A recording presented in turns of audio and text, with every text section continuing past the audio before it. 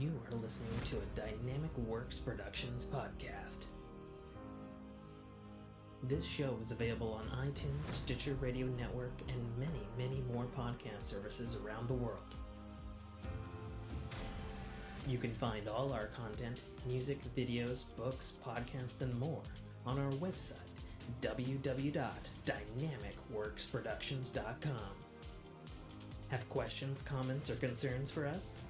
Head on over to the social tab on www.dynamicworksproductions.com if you'd like to talk to us. Now, on with the show.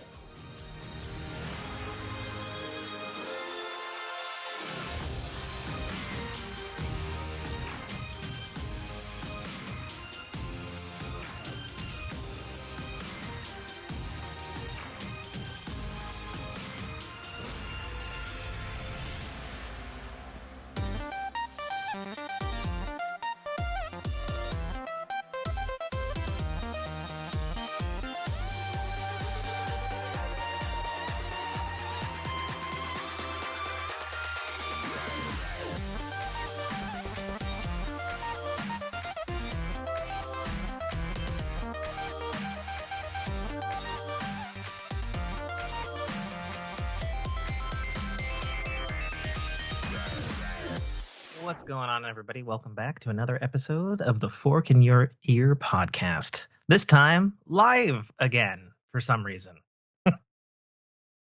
We felt like doing it again, so here we are. Indeed we are. So thank you for joining us on this lovely, kind of chilly Saturday morning, at least in my neck of the woods. How's it going over there in your down under state? Well, you know, the heat's not trying to kill us anymore, but they're trying to shake us off the map again. Yeah, I heard earthquakes and typhoons, I guess, evacuated Shanghai and blew the letters off the Nintendo building in Japan. Like, all kinds of shit's going on down there. You know? It's like, what the fuck? So, yeah, if you're just joining us again for our live show, this is the Fork in Your Ear podcast, a bi-weekly topical podcast where we talk about life stories, entertainment news, technology news, and gaming news. But not in that order. Welcome in the official Gambit. Let's go. Yeah, very excited to have us live. And I guess without any further ado, since we're already like an hour and a half late, it's Nate's fault, kids. Yeah. It's wife's fault. Nate's wife's fault. Let's spin the ceremonial ring and find out which topic we'll land on.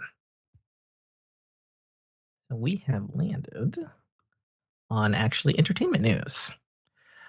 What the fuck's been going on in entertainment that's not depressing? I mean, nothing. Nothing. The answer's nothing. I guess I've been a little lax in posting into the entertainment thread on our Discord here, but the legendary one and only, really, James Earl Jones passed away over a week ago. Mm-hmm. And that is sad. He's now one with the Force. He has ascended to his cloud position as Mufasa. And, oh God, I can't remember the king name of... What was his king? I used to know the king name because I loved... Not King Lear. Got him. Well, I'm sure he's done King Lear, but I was talking about the one with Eddie Murphy Coming to America. Oh, yeah. He's I can't remember. King Akeem of Zamunda now. Jaffe Jafar. Yeah, exactly. King Jaffe. So, James Earl Jones is no longer with us as the hits just keep on coming. But is he not with us anymore? Because he did sign his rights to... Now, I know he signed his rights to Lucas to continue to use his voice to Disney. That's what I'm wondering. Because if it was to Lucas, then yes, Darth Vader. But if it was to Disney, then he could also be used for Mufasa in upcoming productions. Yeah, I don't think so. I saw the trailer for the Mufasa, and it's not a very exciting movie. They have different actors playing a young Mufasa there, but is it Chris Hemsworth? Because on the Transformers 1 that is apparently bombing so bad that they had to get Keanu Reeves to sign the new Sonic 3 movie posters to try to get people into the theaters on Fridays with a chance for a limited edition signed poster by Keanu to go see their Transformers 1 movie. That's how bad it is. It's Borderlanding, huh? Well, I mean, Transformers fans knew what was up. My niece wants me, specifically me, to take her to go see it this weekend. And I'm like, oh, okay. Like, I'm excited to hear your thoughts on it. Yeah. That and seeing it with a 5-year-old is going to be an experience. Yeah. Oh, yeah, for sure.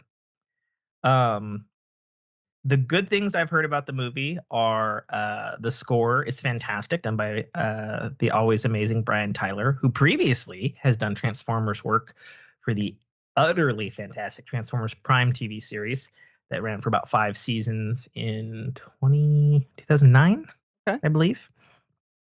So he returns to do a new Transformers score here. I've already listened to some of it. It is indeed fantastic, but he's a very good composer, so not. And he's already done Transformers before, so it's like, oh, okay, double down on that one. Right. I've heard the animation is fantastic at the end of the day and has got the fans who are not pleased with the story and the voice acting being like, yeah, this is what we've been saying. You need to just make a fucking CGI animated movies with Transformers because that's the name of the fucking property. Right. It's not insert random human here and have them run around for fucking 3.5 hours. Even if that random human is Megan Fox looking all shiny and sweaty. I mean, listen. I enjoyed that. I don't know many warm-blooded men that didn't. Yeah. So the other thing that I've heard is that Ryan Tyson, who is voicing Megatron in this one, delivers apparently the performance of his career, is what I've heard in several review circles, and that he acted his ass off and carries the entire movie, and that Chris Hemsworth and Scarlett Johansson are there. Okay. I'm like, okay, well, that's what we expected. So, fine. I'll see it when it comes to streamers, as the old people say these days. Yes. Yeah. That is definitely not I've been saying it since the trailer came out. I was like, nope. That's a no. That's a no for me. Another movie on my short list to see, hopefully as soon as I can, is Beetlejuice. I hear that's getting mixed but good reviews. The thing that I heard was that it was light on meaningful content, but jam-packed with Beetlejuice love. Sure. Because the first one was full of meaningful content, right? Yeah.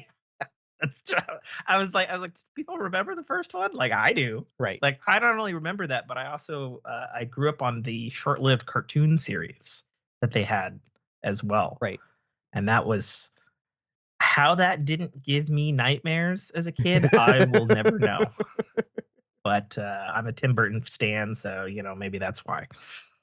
I mean, considering the whole premise of the first movie would have been avoided if they would have just not let the woman drive.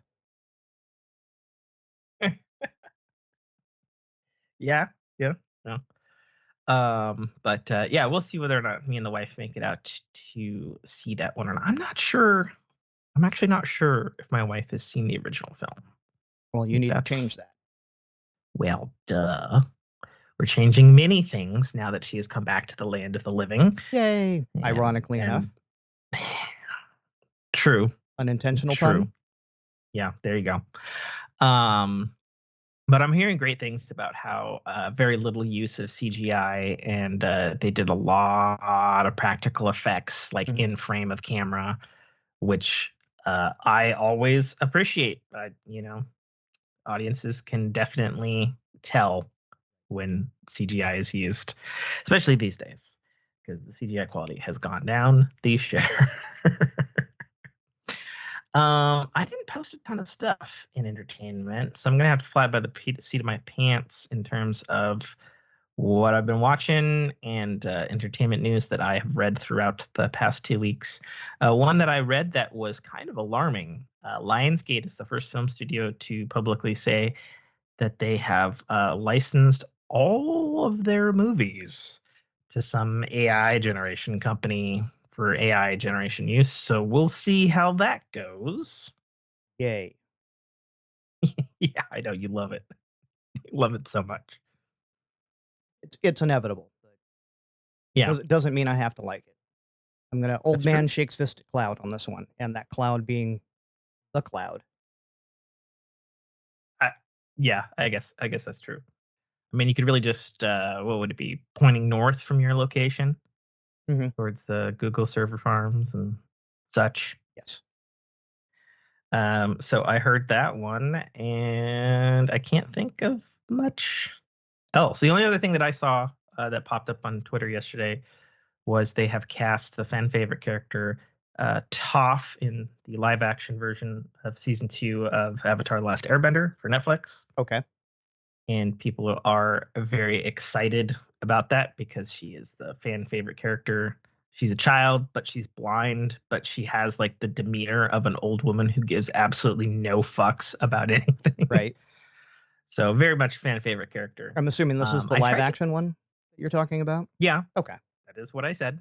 We have yet to tune into that one. My girls have both like dove deep into the animated Last Airbender, and they're enjoying it to the point where I had to spend money on Aang skins for Minecraft.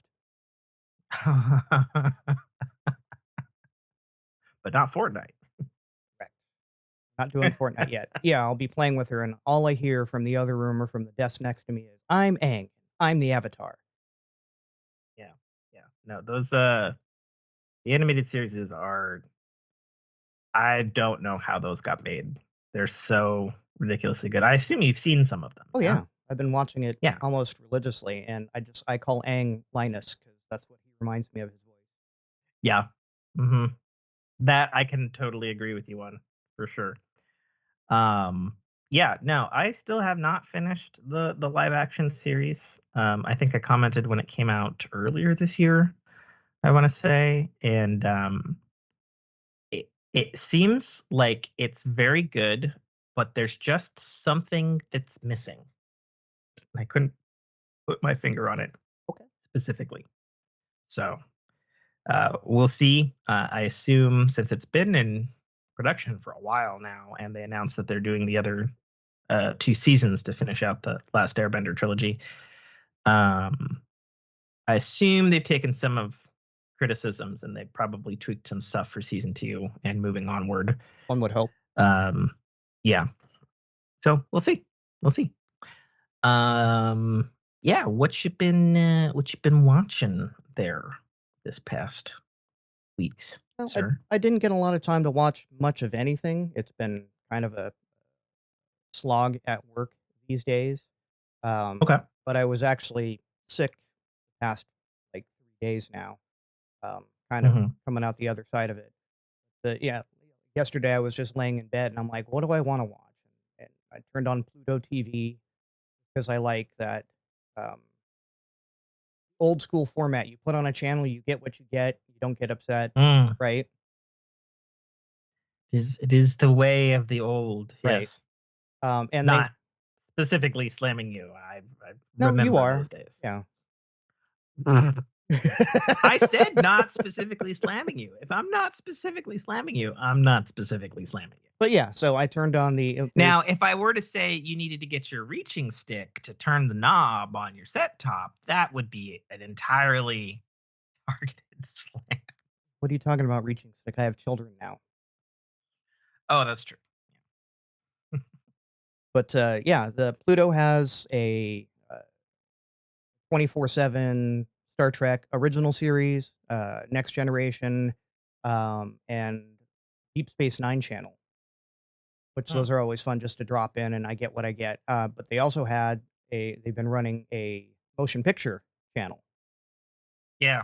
So I happened to drop in right at the beginning of original motion picture, and they ran motion picture, con, and um, Search Your Spock back to back, and then reset back to one. But they didn't go to four. Mm. Yeah, They probably only had the rights for so many. I don't know. They heavily advertise Paramount every single chance they get. So who knows? There you go. But yeah, it was kind of fun going back and revisiting those, and just how amazing the soundtracks were back in the day. Yes. Yeah, and how almost Tron-like. Yeah. Those soundtracks were. Legendary Jerry Goldsmith, I tell you. You know, he's still missed. Contributions were just as memorable to Star Trek as John Williams are to Star Wars. For sure. So me and the wife, we finished Gilmore Girls as of last night, of which she was crushed and crying. She's like, I'm sad, the show's over. And I was like, well, you have the sequel Netflix show that's got like 4 super long episodes to cap it off, like 15 years later, and you don't have to wait for it like in real time, like people who grew up watching Gilmore Girls did. And then she's like, well, but that doesn't make it better because I want it now. And I was like, I know you want it now, but you also have to get up for work at 5:45 in the morning, so we're done for the night. She's like, well, I don't want to be done. And I said, it'll be okay. We'll watch it. We'll start the next series or the final series tomorrow night. We'll break open a Toblerone and we'll make some crappy junk food and it'll be fine. What, the Toblerone? Yes. So they eat Toblerone on the show. I know. Like about season 3, I think I've said this on the show before, we started like picking up Toblerones. And it's one of those things because like Toblerone's been around for fucking ever. Right. And it's like, you don't think about it, and then you actually eat a Toblerone, and you're just like, man, these are really fucking good. Why do we not get this more often? Like, what the fuck?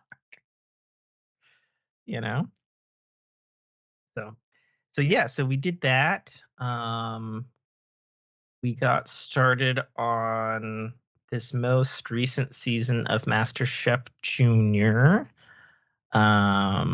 which is interesting because Gordon Ramsay has his daughter Tilly Ramsay on as a guest judge, and she recently, like really recently, like a couple weeks ago, announced that she's actually going to culinary school to go follow in her father's footsteps and forge her own path, which is quite interesting. So we wanted to check out the MasterChef Junior show and see what stuff she had on that. And we did start Terminator Zero. Nice. I just finished it. We did not get far in it. What do you think? So we watched. I think I'm trying to remember if we watched just the first episode or if we watched the first 2 episodes. And I think it doesn't have a lot going for it yet.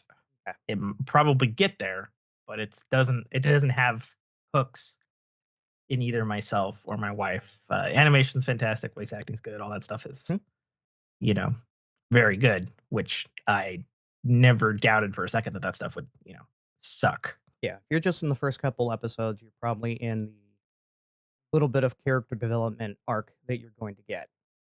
Yeah. There's something with the black guy talking to an AI thingy in a high security thingy, and we're bouncing back to post Judgment Day times, and shit's happening there, and stuff's occurring. Yes. as it does. Yeah. So nothing to report. Animation's good. It's by Production IG. They're famous for doing another cyber thriller, which was Ghost in the Shell series. Yes. So yeah, good fit for anime production team used to dealing with robots Right. and now dealing with one of the more famous robotic franchises on the planet, for sure. Good fit. I was bemused though, because I was enjoying the soundtrack and I saw the soundtrack pop up, but it's not available to stream, which was curious. And then I was like, listen, I pay for my fucking music streaming service. Mhm. And the mere fact that you're telling me you're here, but you're not here and want money is not engendering me to, if the entire score is amazing, to put down money for your score, sir. So, but I don't know. That might not be a Netflix thing. That could be whoever Right. presently has the rights to Terminator or whatever. Who knows?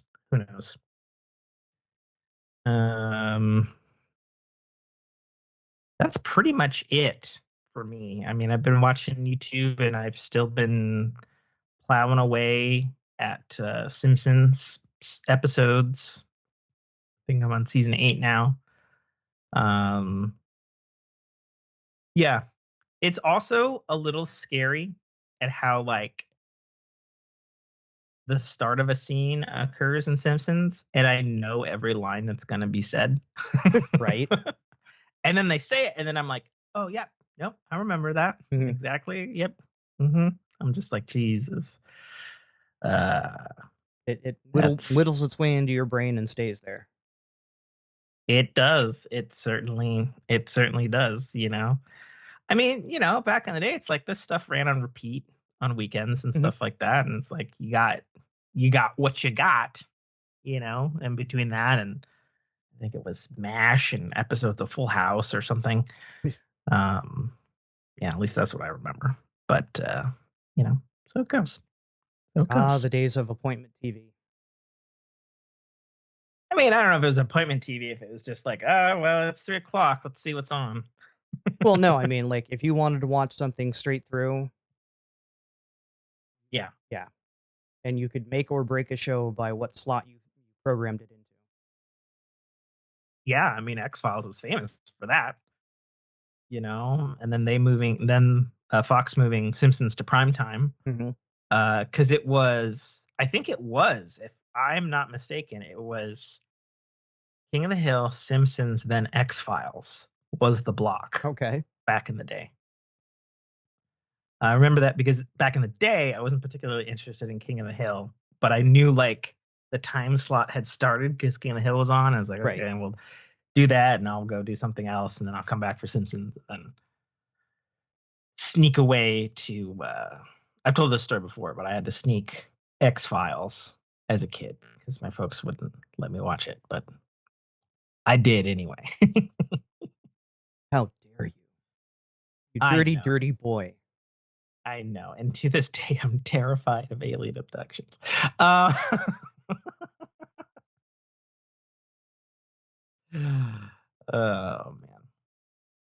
man. Other than so that, I guess and sports ball, which you have no interest in, and EA Sports. Yeah. Do things. Get points. Yes. Break records. Yeah. First time ever stuff. We had Dodgers pitcher hitter Shohei Ohtani came over from the Angels. We paid him a lot of money. First player in MLB history to over 50 home runs and steal over 50 bases. Never been done before. It's weird that in the sport of baseball that's been around for as long as it has been, you're still getting firsts. And because this guy is also a pitcher, if he decided to start pitching, he could probably get 50 strikeouts and be the first player to ever get 50 home runs, 50 strikeouts, and 50 steals in a season. Just crazy. Yep. It's weird, you know, something in my era that, you know, I can say I was around when that happened. I know, like I said, you could give two shits about it. I know Nintendo at one point in time, or maybe still do, owned like the majority share of the Mariners. Okay. That's yep. I'm sorry, what do you want me to do? I don't know nothing. Spin the ring. All right, we'll spin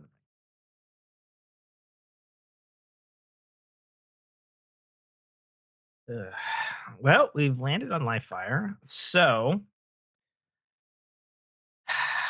what's been going on in the life of Nate Fu as you this hold has up a been cat going on. that looks very disgruntled? Well, she was sleeping. This was the cat that, if you've listened to past episodes, would know would constantly come and interrupt me because she wants attention. She had went back to her owner, which I got a phone call a little over a week ago asking me if I could take her back in for an undetermined amount of time. The long and short of that story is the reason I got her was she was coming in and out, or she was going into an addiction center. So I was holding on to her until she came out of said center. She came out of said center, moved in with another former addict, and drama then ensued. That's unfortunate. Yes. The story is she got thrown out. If you hear from her side, it was obviously the other person's fault. I will reserve judgment, having those situations unfold many times. But I told her when she took the cat back, I said, anything goes wrong, if things go sideways, I will more than happily bring her back here and take care of her for you. So I should pat on that promise, and so I have cat. Okay. Yay, more cat. Well, I have too many life stories. This particular episode. Everything from buying vans to my parents dropped by for what was supposed to be a weekend and ended up being 5 days. My father's basically dying. New adjustments with the wife coming back to days. What's it like seeing your wife awake? Other stuff that occurred yesterday that I'm not going to get into. Just so much life is happening, and if it could just simmer down, that'd be great. No, it doesn't do that. Life finds a way. Yeah. So did you bought a new van? We bought 2 new vans. 2 new vans. Okay. Yes, sir. So you rebought your old van that was totaled, that wasn't totaled? Oh, okay. Nope. It is probably a cube now at this point. For God knows what reason. Crushed it? That was the plan. That's what they were trying to do for like the past 4 weeks. Okay. But they paid you the value of it, the right value of it. They paid us enough. Okay. I think we got $18,500 from it. Enough to go buy another van. Yeah. Which was more than enough to buy another van, and then we spent some money on an additional van. So we ended up paying for storage and gutting the old 2001 Astra van. So it's at a storage facility now. And then we purchased a 2020 Nissan NV200.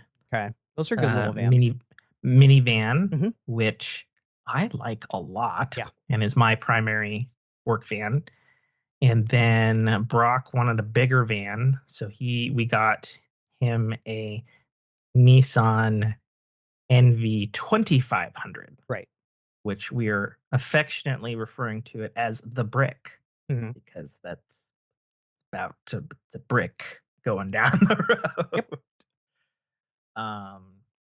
Both vehicles came kitted or upfitted, as I guess dealerships are calling them nowadays. The only caveat to that was Brock's van had like a whole gimbal ladder system and a giant fucking diamond steel giant can thing on the roof of his, which we ripped off, and then I spent a full fucking day disassembling, because of course there has to be 1,000 bazillion gazillion nuts fastening that all together. So that was not fun. but that's been taken care of because the van's so big we don't need a roof rack on it. Like, it's fucking huge. The NV200, which is more or less my van, had racks and stuff in the back. I guess it was maybe used for chemicals or something. There's this strange like sideways rack in the back, and I ended up ripping that out and chopping it literally in half with a metal cutoff tool and sanding stuff down so I don't cut myself, so I could get my tower of tools in there and then still keep one of the compartments. So put that back in. It has a ladder rack, but it's like a basic bitch bare bones one, which I'm not particularly a fan of. So we're back to doing roof rack straps, unfortunately. We're trying to find a place to find it, get another rack on there, but finding a place is surprisingly difficult to do that. I don't fucking know why. I had an email with one company like last Tuesday, and then they're like, hey, are you looking for this? And I was like, not really. I'm looking for this. Here's a picture of my old rack. Do you have this? Nothing. No fucking communication. And I'm like, Jesus fucking Christ. So it was on my to-do list, but I didn't get to it this week. I was going to swing down to a Nissan dealer and be like, hey, where do you guys get your shit fitted and kitted? Like, there obviously has to be a place that's in the state. You couldn't steal the gimbal off the 2500 and retrofit it? No, it's got to stay on there for the fucking evaluation so we get all the money from it. Fair. Yeah. But yeah, no. Good solid rides. I see them all the time down here. Both the 200 and the 2500. They're good looking vehicles. One of my family members has a 200 as well.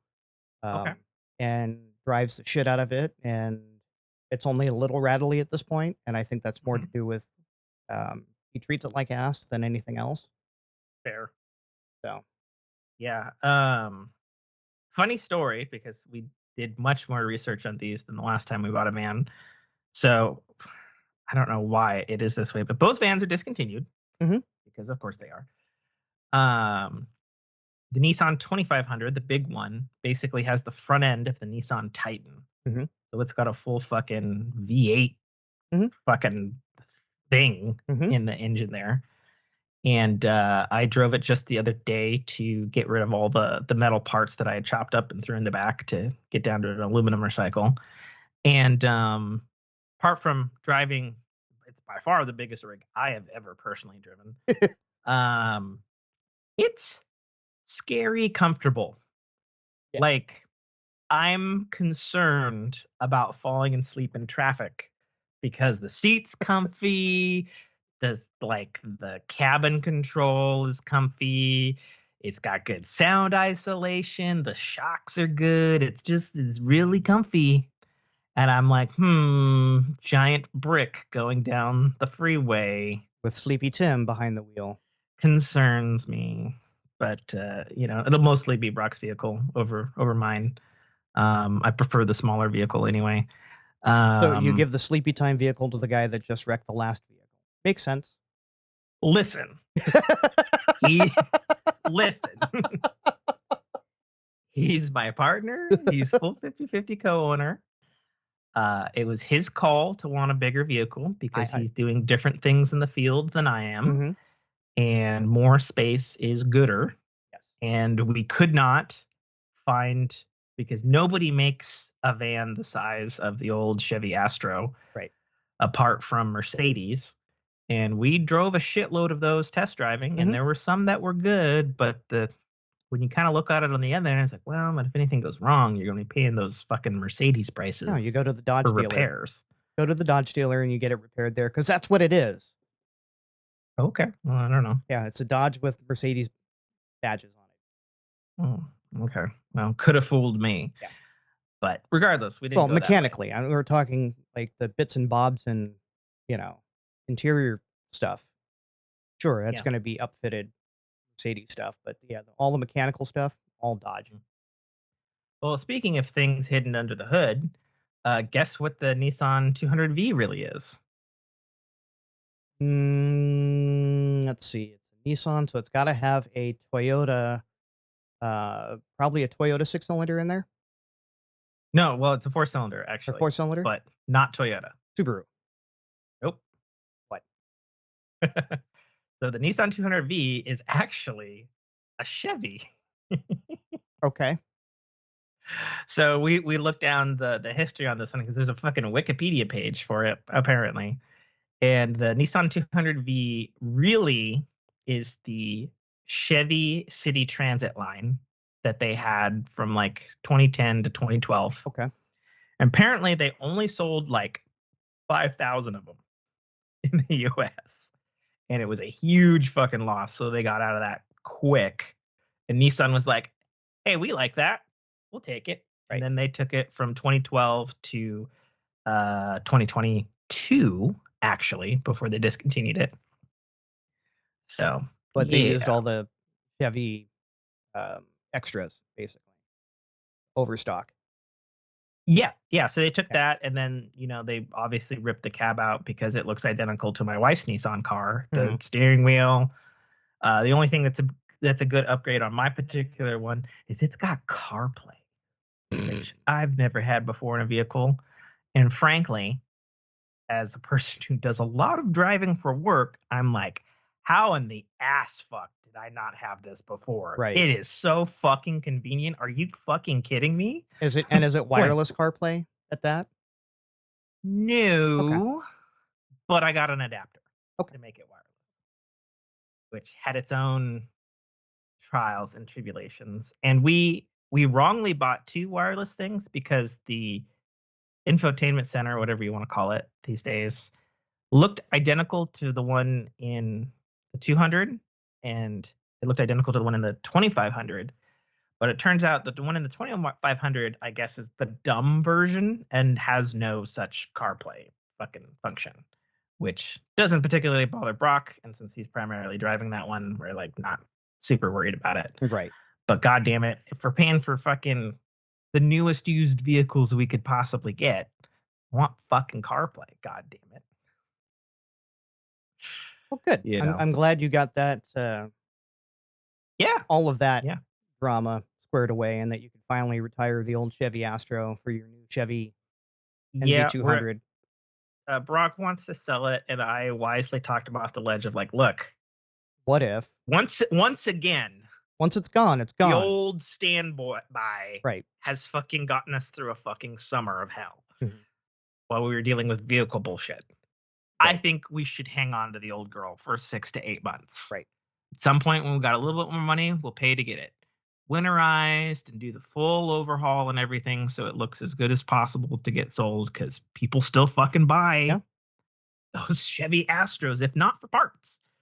Because they made only 100 bazillion gazillion of them back in the day, and they're the same as the Dodge, and they're the same as the there's another van that was identical and it was the same motor too. I'm trying to remember. I think it was the Chrysler one back in the day too. That would make sense. Chrysler commercial one. It was all the same fucking thing. But so no, I'm super happy. We got them decaled, which took way quicker than last time and was somehow cheaper than last time, which we couldn't believe, because we paid about $2,500 for the decaling on the Dodge when we got it over a year and a half ago. And so we're like, okay, well, we'll figure that for each van and probably a little more for the bigger van just because of space. Right. Nope. Both vans was $1,500. I guess they already had the design done, so all they had to do is spit it out. I mean, yeah. I mean, the only thing we modified some text and made some things bigger and stuff, and had a couple of different changes, but so we're pleased with that. So they're both decaled. The only thing we're waiting on is, I guess, our proper plates, because we got temp plates, obviously, and we're told by both.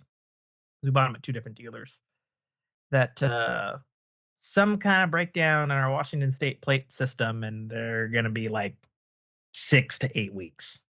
Whatever. I mean, and then they're like, we'll check in with you at the 45-day mark to re-up your thing. This has been going on for months now, apparently. Right. And we're like, cool, which has the knock-on effect of, because we use in our state, we have good to go things that we can switch so that we can use the diamond lane and stuff, but you pay for it. And we use that a lot, but we can't use those with the temp plates because it's not a real fucking number. So we're like, well, fuck. So you just drive in the HOV lanes, and since the number doesn't exist, you don't get fined for it. Yeah, it doesn't work that way with our so it's a good cameras enough that scan all this shit. It's a good enough number that they can ticket you on it, but not a good enough number that they can attach it to your account. Gotcha. Oh, of course. Yeah. Yeah. Because, why be logical in this state? Just like they had a survey that's like, hey, what if we raised the HOV hotline good to go flex pass prices to $20? We're like, and I was like, go fuck yourself. How about no? Yeah. How about you just make it a fucking diamond lane so everybody and their mother can use it, and you free up one whole fucking lane of traffic on 167 and I-5 and 405, please. You fucks. But I digress. Anyway, new van's very lovely. It's 4-cylinder. The fucking tiny, because I've driven around quite a bit this week. It's getting like fucking 38.5 miles per gallon, and I'm like, what the fuck? Mm-hmm. So efficient. Yes. I'm like, God damn. With a decent enough amount of power, like you're not struggling to get a pills. And I've heard over the years, because I make it a point from time to time to check in with other trades who come up with vans or new vans. I'm like, oh, how do you like that van? What's good about it? What's bad about it? And I'd heard from several professionals in my field that people were not pleased with the oomph of the Nissan vans. They're like, yeah, it's pretty gutless. And I don't know. I find it's got plenty of gut. I mean, comparably. Like, obviously, the 2500 is going to have a lot of gusto with that V8 in it. But, for a 4-cylinder, it's got a rocket ship engine in it. Right. You're not looking to do 0 to 60, but you also can't struggle to climb a grade. And as long as it's good at that, there's a button on the 200V for that switches it into overdrive so that it can do hills better. Yeah. I know this because I was in Tacoma yesterday. Tacoma got them San Francisco hills. Right. Quite literally. And I would expect a 4-banger. I don't care what it's in to struggle a little bit on that kind of a grade. Mm-hmm. Mm-hmm. So no, I'm super pleased. I hope to have the vehicles for longer than a year and a half this time. And we are for sure dropping this insurance carrier and switching to somebody else after this absolute debacle. We actually got an email from the fucking supposedly the vice president of whatever of this fucking insurance company, Liberty Mutual. I'm not afraid to drop the name. They were like, oh, we heard you had some difficulties. And like, boy, was there an 8-page nastygram email in response. But like, yeah, this fucking happened. I expect an emu to show up at my house. Yeah. Like, seriously, get fucking bent. Like, goddamn. So, because we certainly got bent. So, yeah. So the van crisis stuff is solved. We had a minor interpersonal crisis with my physical therapist. Saw my wife on Monday, and so then I saw my physical therapist, yesterday afternoon, actually. And we were talking about like how was my wife and stuff. And then she was like, honestly, I was like super nervous because like we'd been talking about her for months, and I was like, didn't want to be bad or whatever and stuff. And then she's like, well, what did your wife say? Because she didn't say a lot. And then I was like, oh, well, my wife like fucking loves you and you're amazing. And she had intended to talk, and then apparently you did something with her back, and she went, oh, and like passed the fuck out until you were done. And then she's like, well, that's good then. So that was good. Let's see what else. Oh, so folks. So my parents had planned to visit the weekend right after the last episode that we did occurred. didn't happen because halfway over here, I guess my dad collapsed and mom had to take him to the emergency room where he stayed for like the next 8 days. So Good reason to not show up? Huh? That's a good reason to not show up? Yeah. No, nobody was mad at the reason for not showing up. And so then I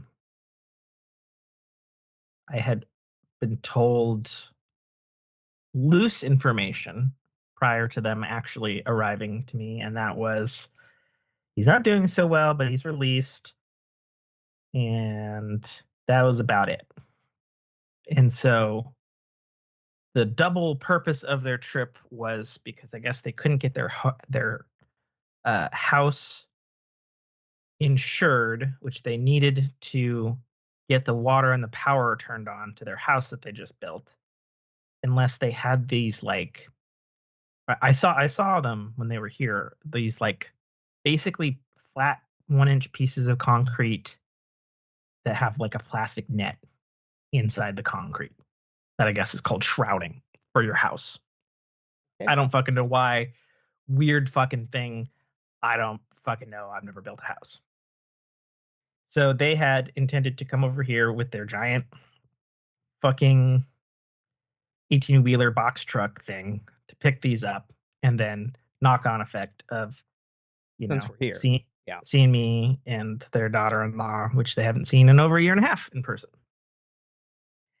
And so they finally get here.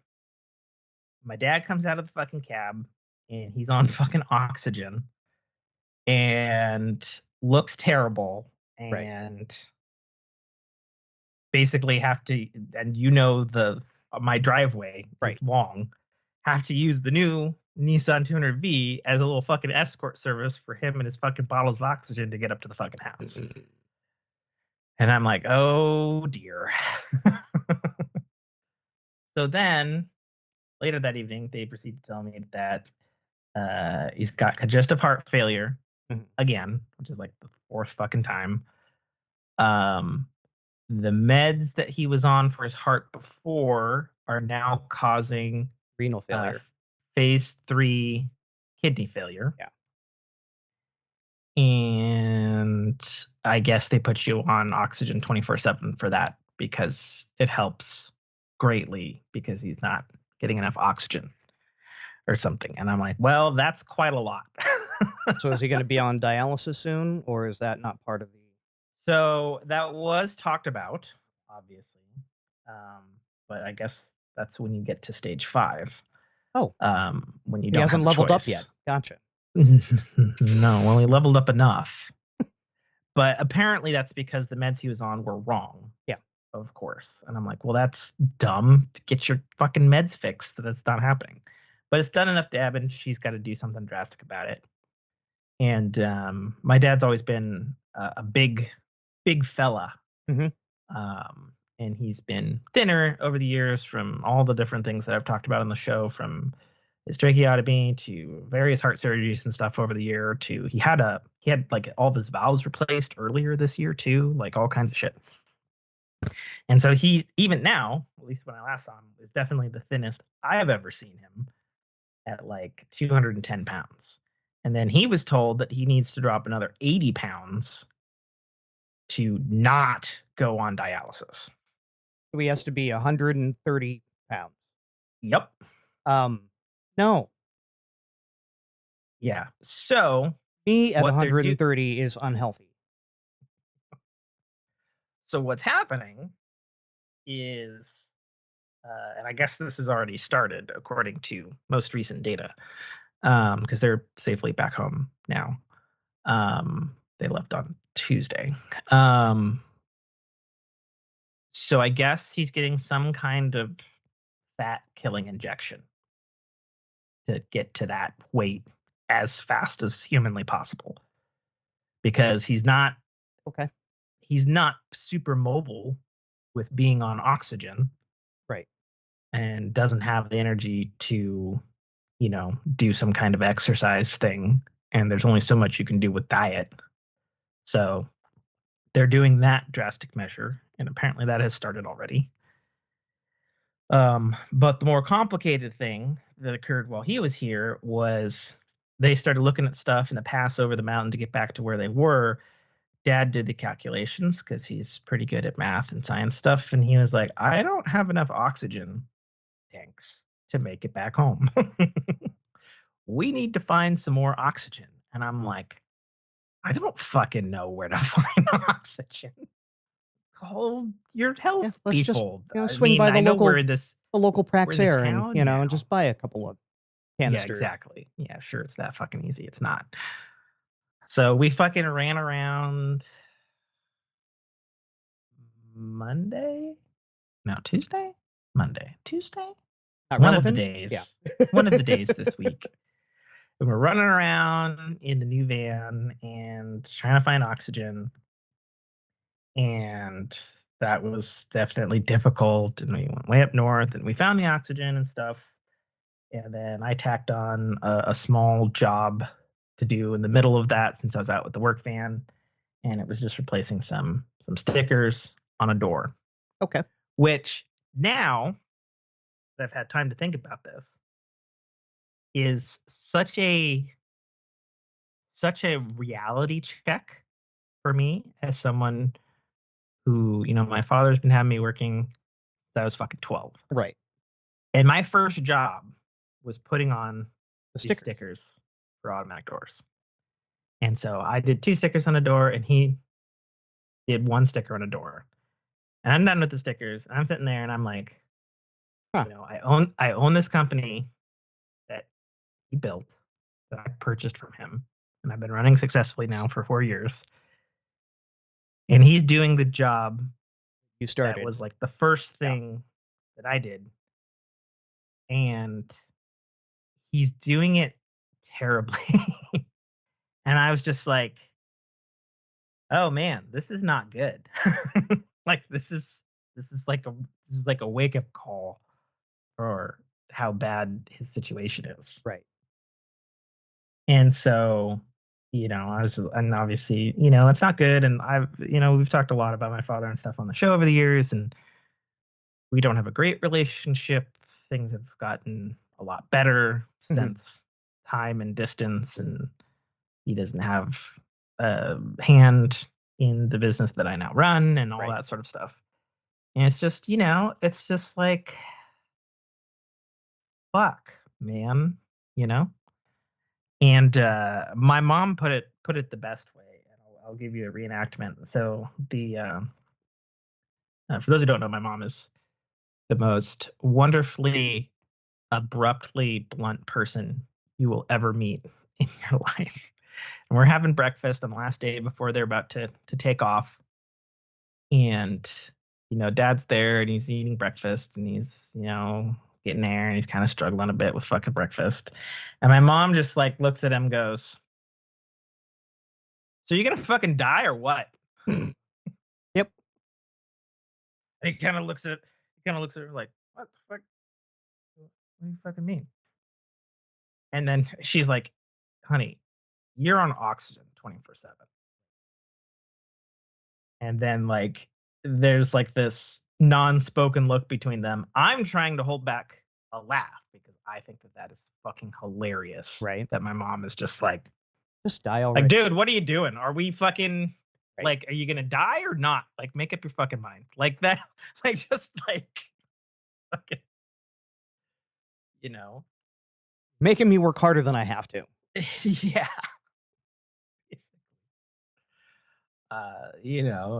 Dad gave her a kind of look and was like, well, no, I'm gonna fucking work at it and try to keep on going. And then she's like, well, you need to do better. Oh, mom. Oh, mom. So, they're back home and he had oxygen to get over there and he's doing his, I guess, injection treatments for extreme weight loss. Because I kind of thought when you're presented with that, like a lot of people think like the lap band surgery, but at like 210, he's not like super like fat anymore.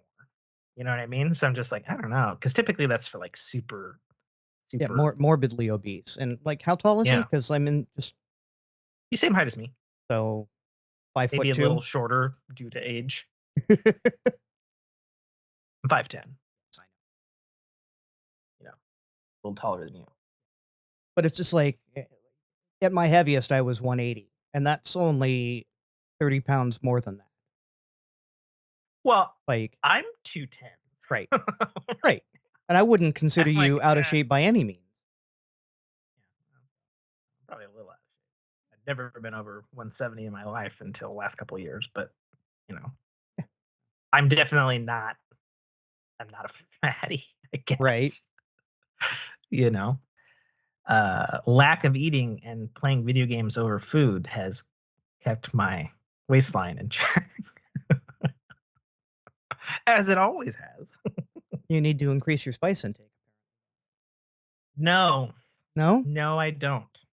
I'm just now starting to be able to have things like sriracha and shit again. That was a literal nuclear bomb that I Did the threw video into ever my get body. edited on that, by the way? No, Okay. I dropped the ball on getting that to my videographer buddy. Oh, well. We're in talks to, because he's the one I do my annual Halloween crawl with. We're in talks about the Halloween crawl, and actually he was texting me just this morning, bitching about the upgrades on the 16 Pro Max, and I'm like, hey, I just fucking literally unboxed the 16 Pro Max. Chill your shit, and I'll holler at you. I'm about to do a show. Here's a link if you're fucking interested. So we'll see. So is that who Official Gambit is? No. Oh, I'm okay. gonna say I'm gonna take a wild stab. He might be Logan from our Discord. Ah, okay. And if he's not, well, I am wrong. So yeah. So yeah, a lot of stuff been going on with life. Am. Okay. Was I talking about my wife returning to days last podcast? I don't know if we did it on air, but we at least talked about it off air. I know that much. Okay. Well, to reiterate, he's saying, yeah, I am. Yeah. Sup, Official Gambit, Logan. Yeah, so wife's back on days. She's very glad to be back on days. She's super happy at her new warehouse. She's going from running 150 people to a team of 40 now. That's more manageable. And then switched from outbound pick to now she runs the pit, which are narrow storage like platforms that go 40 feet in the air. Mm-hmm. And they have tiny little reverse engine, like they look reverse designed from a regular forklift that then slide into a rail, and then they jettison you up 40 feet into the air, or that's the height that they go to a shelf, and you pick a thing and you go down. And so she had to get all harness trained and all sorts of stuff. Yeah. And then she was telling me this, and I was like, I'm having PTSD flashbacks to when I went on to the Guardians of the Galaxy Tower of Terror, which is that's not what it's called. And I screamed my ass off because I forgot it was a fucking drop tower. She's like, well, it's a little bit like that. Yeah. And I was like, I'm frightened. Why did they put you through G testing? Oh, just to up the efficiency mark. Something like that. But yeah, no. So she's doing that now.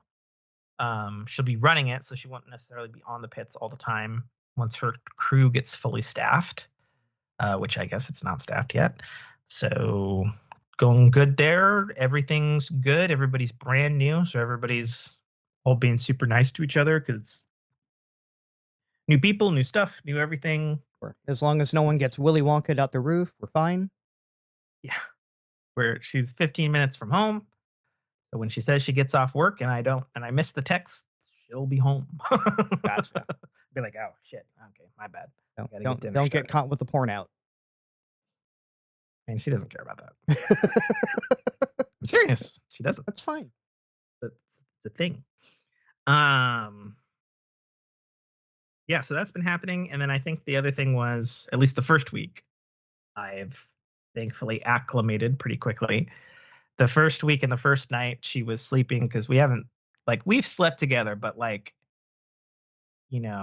she's crawling into bed at 6 a.m. and then I'm sleeping for another 2 hours and getting up kind of situation due to her schedule for the last year and a half or more, I think. And the first day back, she's all cuddled up with me and we're going to sleep at the same time.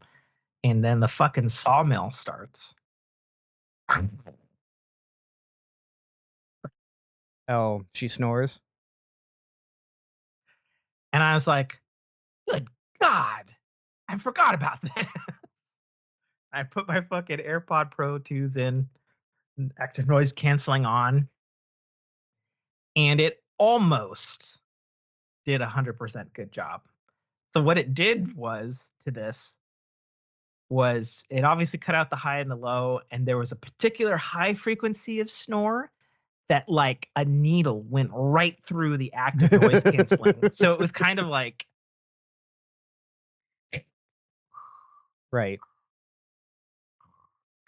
like it was fucking terrible. And I was like, oh fuck. How am I going to get acclimated to this? And then like the first I don't think I got to sleep till like fucking 4 a.m. That's how bad it was. And my wife was like, oh, how did you sleep? I slept so good. And I was like, I don't want to fucking talk about it. Oh, man. So, but no, I've acclimated. It's not so much a problem now. And moving on with our lives. Obviously, our plans were derailed as far as couple things over the weekend were concerned because of the parents being delayed by a week and staying 2 extra days. But yeah. So let's see. There's that. Band stuff. God, did I miss anything? Nope. Okay. Oh, not important at all, but I stopped at Amazon Go yesterday because I was returning one of the CarPlay wireless devices that didn't work, and also we didn't need, and found out the hard way that I guess you can't return everything at the Kohl's drop-off for Amazon. And they're like, oh, we'll just take it to the Amazon Go. And I was like, oh, makes sense. The Amazon Go would also be a drop-off spot. Went there and did the thing, and they were all friendly, and they're like, well, here's a coupon for $5 off. And I was like, $5 off what? They're like, whatever. Store, $5 off. I was like, oh, all right. So it's like, and so I called my wife and I was like, I don't know, do you want a cookie? We can get some ices and stuff. And it's $5. It's fucking free, basically. So we did that and grabbed her a cookie and her blue raspberry icy. And I think we've talked before in the past that icy is a particularly delish delight for myself, in which it's something I shouldn't consume, but I love anyway. And they had a new flavor there, which struck my eye, and I decided to grab it, and it was icy Fruit Loops, which is exactly what you fucking think it is. Yeah, which I like both those words. I don't know that I like both those words together. It's like s'mores Pop-Tarts. Once you get over the initial shock of like you slurp it and it's like, yeah, that tastes like fucking Fruit Loops in a weird ice form. Like the best way I can describe it is it tastes like the Fruit Loops milk. Okay. Like the bottom of the bowl, not like a jug that you can get, even though I know that's a thing now. Is it really? It's been a thing for now where you can get just the cereal milk. You didn't know this? This is the thing. You can buy these. They got fucking Toast Crunch. They got Fruit Loops. I'm old. Remember? Cocoa Puffs. We made our own Fruit Loop milk back in the day. Hey, I know. Because when I saw it, I thought, that's dumb. I'm going to keep doing it the classic way, you fuckers. You know? Before you know it, they're going to be putting the Fruit Loop milk in their Fruit Loops to make Fruit Loop milk. I'm sure someone has already done that, Nate. And it's on I'm TikTok sure that was somewhere. the first fucking thought. Yeah. for whoever is insane enough to get the cereal milk. Like that's what it is, I'm sure. So yeah, it's good. It's good. It's the Fruit Loop flavor, like specifically the soaked milk flavor, but I know it sounds odd to say, but I don't know how else to describe it. It's that flavor but without the milk component. Okay. In an icy. No thanks. It's good. Okay. It seems blasphemous. Yeah. Because it probably is. I mean, no, but it makes sense. It is what it is, but yeah, no. Not what I want on my I want my red flavor and my blue flavor, and occasionally the purple flavor when you mix the two. The one that I always liked that I can't seem to find anymore was the white cherry. Yes, that I particularly like that. The one. only But place also, I ever was able to find that was my local roller drome, for lack of a better term. Okay. Because they would have the triple icy flavor. That was almost I couldn't find ices anywhere else, and if I could find the white cherry was there. Well, I think the real reason why I really liked the white cherry was because it was basically the cherry flavor without the red dye 40. Mm-hmm. And I have a little bit of a throw up reaction to red dye 40. So I was like, hell yeah, chug in the white cherry. Alas. Okay, are we at spinning? We are at spinning. Can we take a quick bio? Are you allowed to do that when we're live? What do you do, Nate? Do you hit a button? He's taking a bio break, everybody. He's probably hitting a button.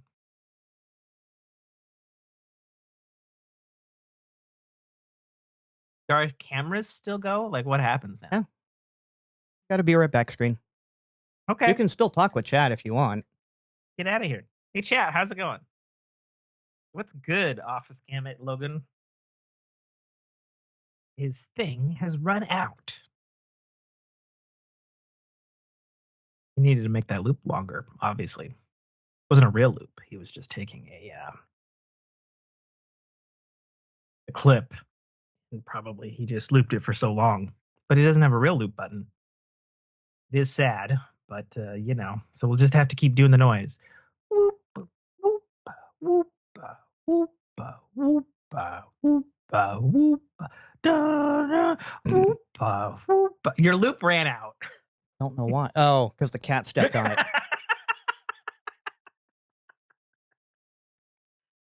Had to improv, man. What the hell? It turns out I don't have an audio source on the break screen, so.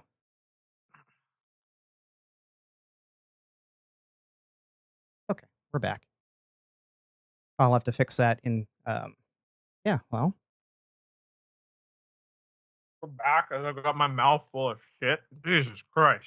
Yeah, I'll have to add the audio source there. It's supposed to have one. I was wrong. I said, oh, you could just talk to chat while we're on the Be Right Back screen. And nope, I came back in. I'm like, there's nothing. Good job, Nate. Hey, you know what? I'm a one-man show over here. That's true. I understand it all too well. Was that a Sprite? That is a Sprite. Oh. God, I don't think I've had a Sprite in like 8 years. Yeah.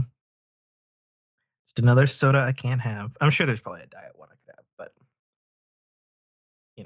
so it goes. So it goes. Do we need to do a cut back in? What happened? No, you can just follow the audio track when it comes through. It'll be a nice break. So. Okay, sounds good to me. All right. All right. Spin. We have landed on technology, and there are some things to talk about on technology. Mm-hmm. I have a lot of them myself from just the last couple of days. Where should we take us on our technology journey? Do we want to talk about the newses? Do we want to talk about the new technological things in our life? What do we want to talk about? Well, let's talk about the newses real quick. Let's get that out the way. PS5 Pro. $700 fucking dollars. For what? Without a stand and without a disk drive and without their fucking Pro controller or even a pack in game. Wait, It doesn't even come with a controller? It comes with a regular controller, but it doesn't come with their... They have their Edge, which is like their elite controller for Xbox. Okay. That They makes don't sense. even include their own fucking Pro controller in their Pro kit. No. Get the fuck out of here. No. Get the fuck out of here. And Digital Foundry was chastising them just this last week, according to their technical analysis, which, let's be honest, they're the fucking guys. Mm-hmm. The PS5 Pro only has a whopping 15% more horsepower than an Xbox Series X. Mm-hmm. Bro. Mm-hmm. What the fuck? As far as anybody could tell, other than the fact that it has, a more powerful GPU, it does not have a more powerful CPU. It does not have more RAM. It has a more powerful GPU, and it has a new PlayStation designed chip, which was probably a collaboration with AMD, called the PSSR chip, which is the PlayStation Super Scaling Sampling Resolution, which is PlayStation's equivalent of AMD's FSX, NVIDIA's, I'm forgetting the NVIDIA one. RTX? DLS. Oh, DLSS, yeah.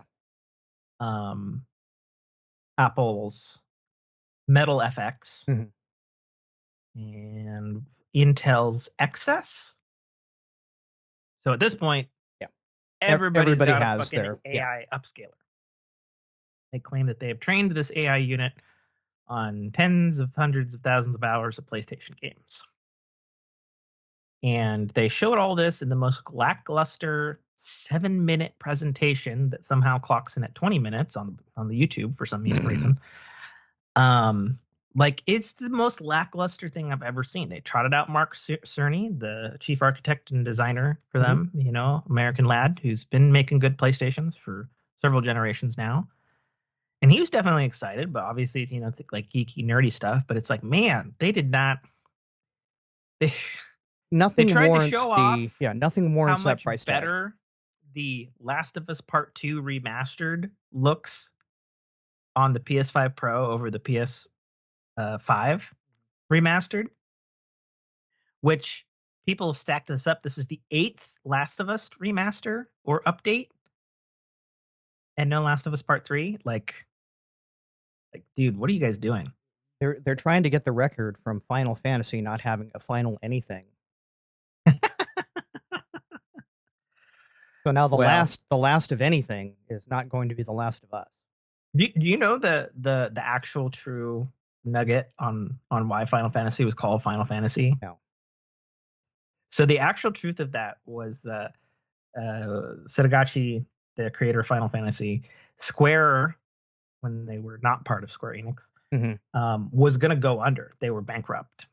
Okay. And so they're like, well, we got like 6 months lead time before we go completely broke and we get a fucking game out by then and maybe turn a profit.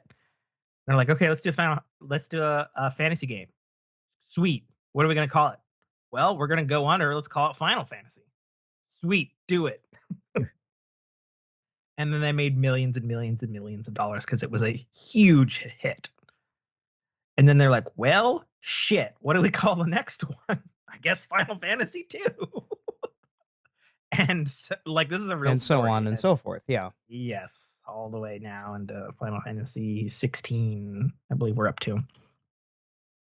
But the real joke of that is there are now more Final Fantasy spin-off games than there are mainline Final Fantasy games. I think somebody counted them up. They're up to like 48 Final Fantasy titles now. It's ridiculous. Ridiculous. But anyway, game trivia there. Yeah. So what's really new in this PlayStation 5 Pro? Well, it's the PSSR chip. You get, I think it's another 20 plus CUs of GPU compute power with supposedly it's like a 20% boost in ray tracing, which, okay, that math checks out for how much you bumped the GPU. The CPU isn't faster at all. In fact, it's the same fucking CPU. Right, but it doesn't have to do as much with the GPU picking up some of the slack. But they've essentially, in not so many words, says that they've overclocked it. It does have the latest Wi-Fi, whatever fucking Wi-Fi we're on, 7, 8, 9, 7. What it has a better Wi-Fi, 6E or 7. And I'm like, okay, what else you got? It's got a couple more USB-C ports. I'm like, okay, cool. Once again, $700, doesn't include a stand, doesn't include their Edge controller, and doesn't include their $80 disk drive. How much is the stand, by the way? How much does that cost? Like $35. A piece of plastic. That's gross. You know, 3D printer, there's prints. Sure. And I'm sure you can get cheaper ones from like OSAD brand or something. Sure. Gross. Absolutely ridiculous. But at least like I said, the one upside was they did finally put in a 2 terabyte NVMe, which if they had not done that. Yes, that is true. That is a big upgrade over the paltry 668 gigs in all PlayStation 5s. Right. That is good. What I would be curious to know is if they still went the cheap route, in which they've got fucking like 8 NAD flashes that are not of NVMe thing, and they've slaved them all together to get to those NVMe speeds. And don't get me wrong, and I've complained about this before because Apple does this too. Like sometimes the SSDs on Apple products are proper full and NVMe single chip, and other times, and they seem to go back and forth, I assume probably with NAND flash prices. And then some years it's like, oh yeah, no, there's 8 of them and they're linked together. And that's just what we're doing to get to that speed. You know, it's obviously it's a technology money motivated thing. Sure. So I'd be curious to know on the PS5 actual teardown when this releases November 20th, I believe, on the 30th anniversary of PlayStation, I might add. If they have just like a regular ass, they really just have 2 NVMe port. Whoa, there is some cats screaming in your background. What is happening right now? Quiet. What is happening? Cats are happening. Okay. Fair enough. I'm gonna have to close my blinds because the sun is creeping over. The fucking roof of my house. Very bright. Yeah, I know. I've got the lights on anyway. I have the light on. I don't need it. Meanwhile, you just got plain green on yours. Yeah. You're gonna have to get a background. No. No? You're just gonna be green? It's gonna be green. It goes with the motif. It does? Like green at the look on the screen. Green at the top, and I'm wearing a blue shirt. It's blue at the bottom. Oh yeah. No, I guess that's true. Yeah. Yeah. There's actually a light fuchsia, by the way, on the bottom. Are you going to give me? I'm just saying. Are you going to give me the Pantone next? Color details from when the logo was designed. Okay. Anywho, yeah, about the 30th anniversary, I saw they're releasing the classically themed. Yes. So the 30th anniversary of PlayStation, about a week later, after everybody was like, "Fuck you, Sony, for your $700." This is the meme going around online of like. With the whole Concord thing, it's like, oh, we're so dead. And then the Astrobot game, oh, we're so back. And then the PS5 Pro was like, oh, we're so dead. And then the classic thing is like, we're so back. I wouldn't say so back, but it is nice. Like, I will give it its credit. I looked at that and went, huh, okay. So here's the thing on this. A couple of caveats, a lot of caveats. So they announced their 30th anniversary PlayStation lineup, which includes the new PlayStation 5 Slim, disc and discless, PS5 Pro, regular controller, charge stand, Edge controller, and stand are all in the limited edition classic gray and colors PlayStation color profile. And it looks real good. I'm not going to lie. Definitely tugs a nostalgia thing. It's like, yep, that looks clean. Yep, I might add. They are only making 30,000 of each product. They're all available separately.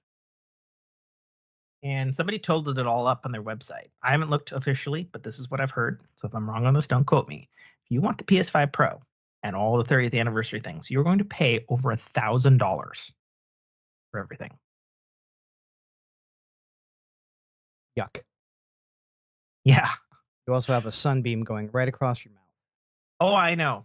I feel it in my mouth hole. So, yeah. Oh, and then the other caveat was the charge cord that comes with the both PlayStation 5 30th anniversary edition controllers. USB-C, but they have the plastic mold around the USB-C, so it looks like the old huge plug, which is a really classy touch. I'm not even gonna lie. I'm like, that's clean, Sony. I like it. Nice. Okay. But also $1,000. I don't like it that much. Right. And good luck getting it at $1,000 because it's going to go with a limited run. It's going to be scalper market central. I know. That's the other joke that's been going around. Like scalpers, when they see PS5 Pro and 30th anniversary, are like, right? Yeah, I'm ready for that. So we'll see. We'll see. I'm definitely curious about teardowns. Here's where I'm at on it, because this is obviously the gamer side of me, but we're talking about tech. I like new tech. I want new things.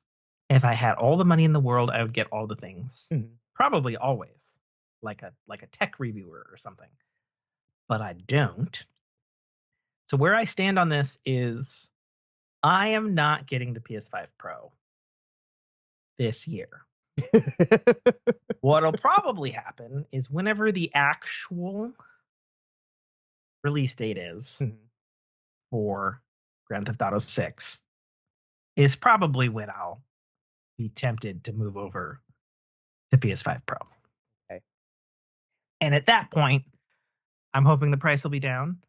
And also, whatever madness is going to go on with all this scalping will be over. So it can be something that can be obtained. Yeah. Because that was a huge issue with PlayStation 5 all the way up to last year. It was difficult to fucking find one. There's a couple of games that I'm like, okay, when they come out, then I'll consider upgrading my GPU. So same mindset. Like, I don't need to be spending $1,800 on the latest, greatest GPU when it could be $500-$600 cheaper by the time GTA 6 comes out or whatever game it's going to require. Not, I doubt it will require, especially since they already announced platforms. Well, yeah, there's the minimum requirements and then the ones that actually make it playable. Yeah, and then there's the reality. This is also Rockstar, and their engine. Oh, I know. Their engine is some fucking wizardry. I know. I'm so used to seeing the minimums and recommendeds, and the fact that I'm still seeing NVIDIA 570 chips as a minimum system requirement is funny, because I've played a bunch of games with my 3070 and I'm like, this could have run on a 570 or a 980. Nuts. Yeah. So I have one other caveat to the whole PS5 Pro thing. The thought for me, wait till Grand Theft Auto 6. However, the majority of friends that I'm going to be playing Grand Theft Auto 6 with online are on Xbox. I'm going to get the Xbox version. If they're on PlayStation, I'll probably get the PS5 Pro. That's my caveat to that. It makes sense. Is it going to be cross-platform at all or no? I don't think we know at this point. Okay. I feel like if anybody's going to do that, it would be Grand Theft Auto. The counterpoint to that would be Grand Theft Auto 5 exists on 360, PS3, PS4, Xbox One, Xbox Series, and PS5s right now, and PC. And that game financially just shits money every single month. Right. And they haven't done that the game's been out a decade. Right. That would be the counterpoint to that. But it's possible with the new version. They're like, yeah, why not? Right. Because it would have been it would have been baked in the base code as opposed to by the time we're at where we are now. I could it's see like it being not cross-platform because the original code ran on 360 Right. and PS3. The only thing I could see maybe against that is maybe you get a situation where like PC's in its own silo because they have a heavy modding community over there. Sure. And consoles are together. I mean, yes and no, because again, like Minecraft plays on my kids' iPads and my computer and my Xbox and basically everything. If there's a toaster with a screen on it, Minecraft can run on it. Sure. And certain mods can only run on certain platforms. There's mods that only run on iPad. There's mods that only run on. So modding community, you put up a modded server. Guess what? Yeah. It's not if it's going to be an issue with cross-platform, it just doesn't run. But base vanilla game, there's no reason for it not to be cross-platform, cross-save, cross-progression. Yeah. Right. And I'll even take No Man's Sky's approach. It's cross-platform, not cross-progression, not cross-save. I mean, that's not so true anymore. I know, but like I'll even take that at a minimum. It is cross-progression in some platforms. Right. I believe Steam and Xbox are cross-save. Mm-hmm. Switch, PlayStation, their saves are local. Right. But all games are cross-platform. Right. With the exception of Switch, which doesn't offer the online function. Right. Well, I mean, hence you having to go pull your PlayStation character out of mothballs to go give your Xbox character things. Yeah. Right. So, like, at the bare minimum, cross-platform play better be in 6, even if you're in that situation. Like, you create your player on PS5, that's where it lives. Yeah. That would be a minimum. I would love to see full account-wide, take your character wherever. Yeah. And then Rockstar could print even more money. Yeah. Could you imagine that? It's like, oh, I'm at my brother-in-law's house and he only has an Xbox and I'm going to play my character there and then I'm going to be on the road. So I'm going to put it on my Switch and I'm going to play with it there. And I look at it this way, where games are being played portably is evolving. Mm-hmm. And we'll get into it in tech here, but I was just looking at comparative analysis for these big AAA games that are available on the iPhone 15 Pro and up model, since I have a iPhone 16 Pro Max in my hand right now. Oh yeah, you like the case? Mm-hmm. Yeah, I like it too. I hope it's a good case though. I didn't know because I got I was like, okay, I know I'm getting this phone. Let's pre-order the phone. Ah, yes, that interesting space of time where you're ordering a case and it says fits 2024 iPhone model. Right. I hope it fits. So we'll see. What was I saying? Tech stuff. We had one other thing in our Discord here. Oh man. So Google Labs debuted this thing called Notebook LM, which turns notes and documents into podcasts. Right. Like they're real people like me and Nate talking to each other right now with a back and forth inflections and everything. And I gotta say, fuck. Which is good. It's theoretical. I have enough. Yeah. We both at this point with what I sent you, we have enough training data that you could totally just program my voice into one of these and go, oh, you can't make it this week? Cool. I'll just type up a doc. I know you well enough. What you would say. I'll even include a dad joke in there. Or ask the AI for, hey, insert a dad joke here. Right. They're probably just as good. Dude.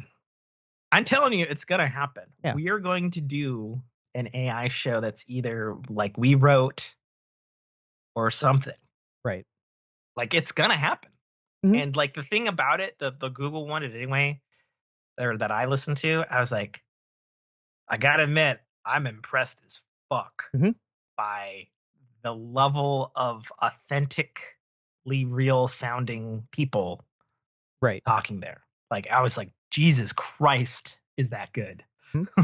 Like, fuck. Yeah, the voices actually have personality behind them and nuance. Yeah, I was like, whoa. Yep. It is inevitable. It is indeed.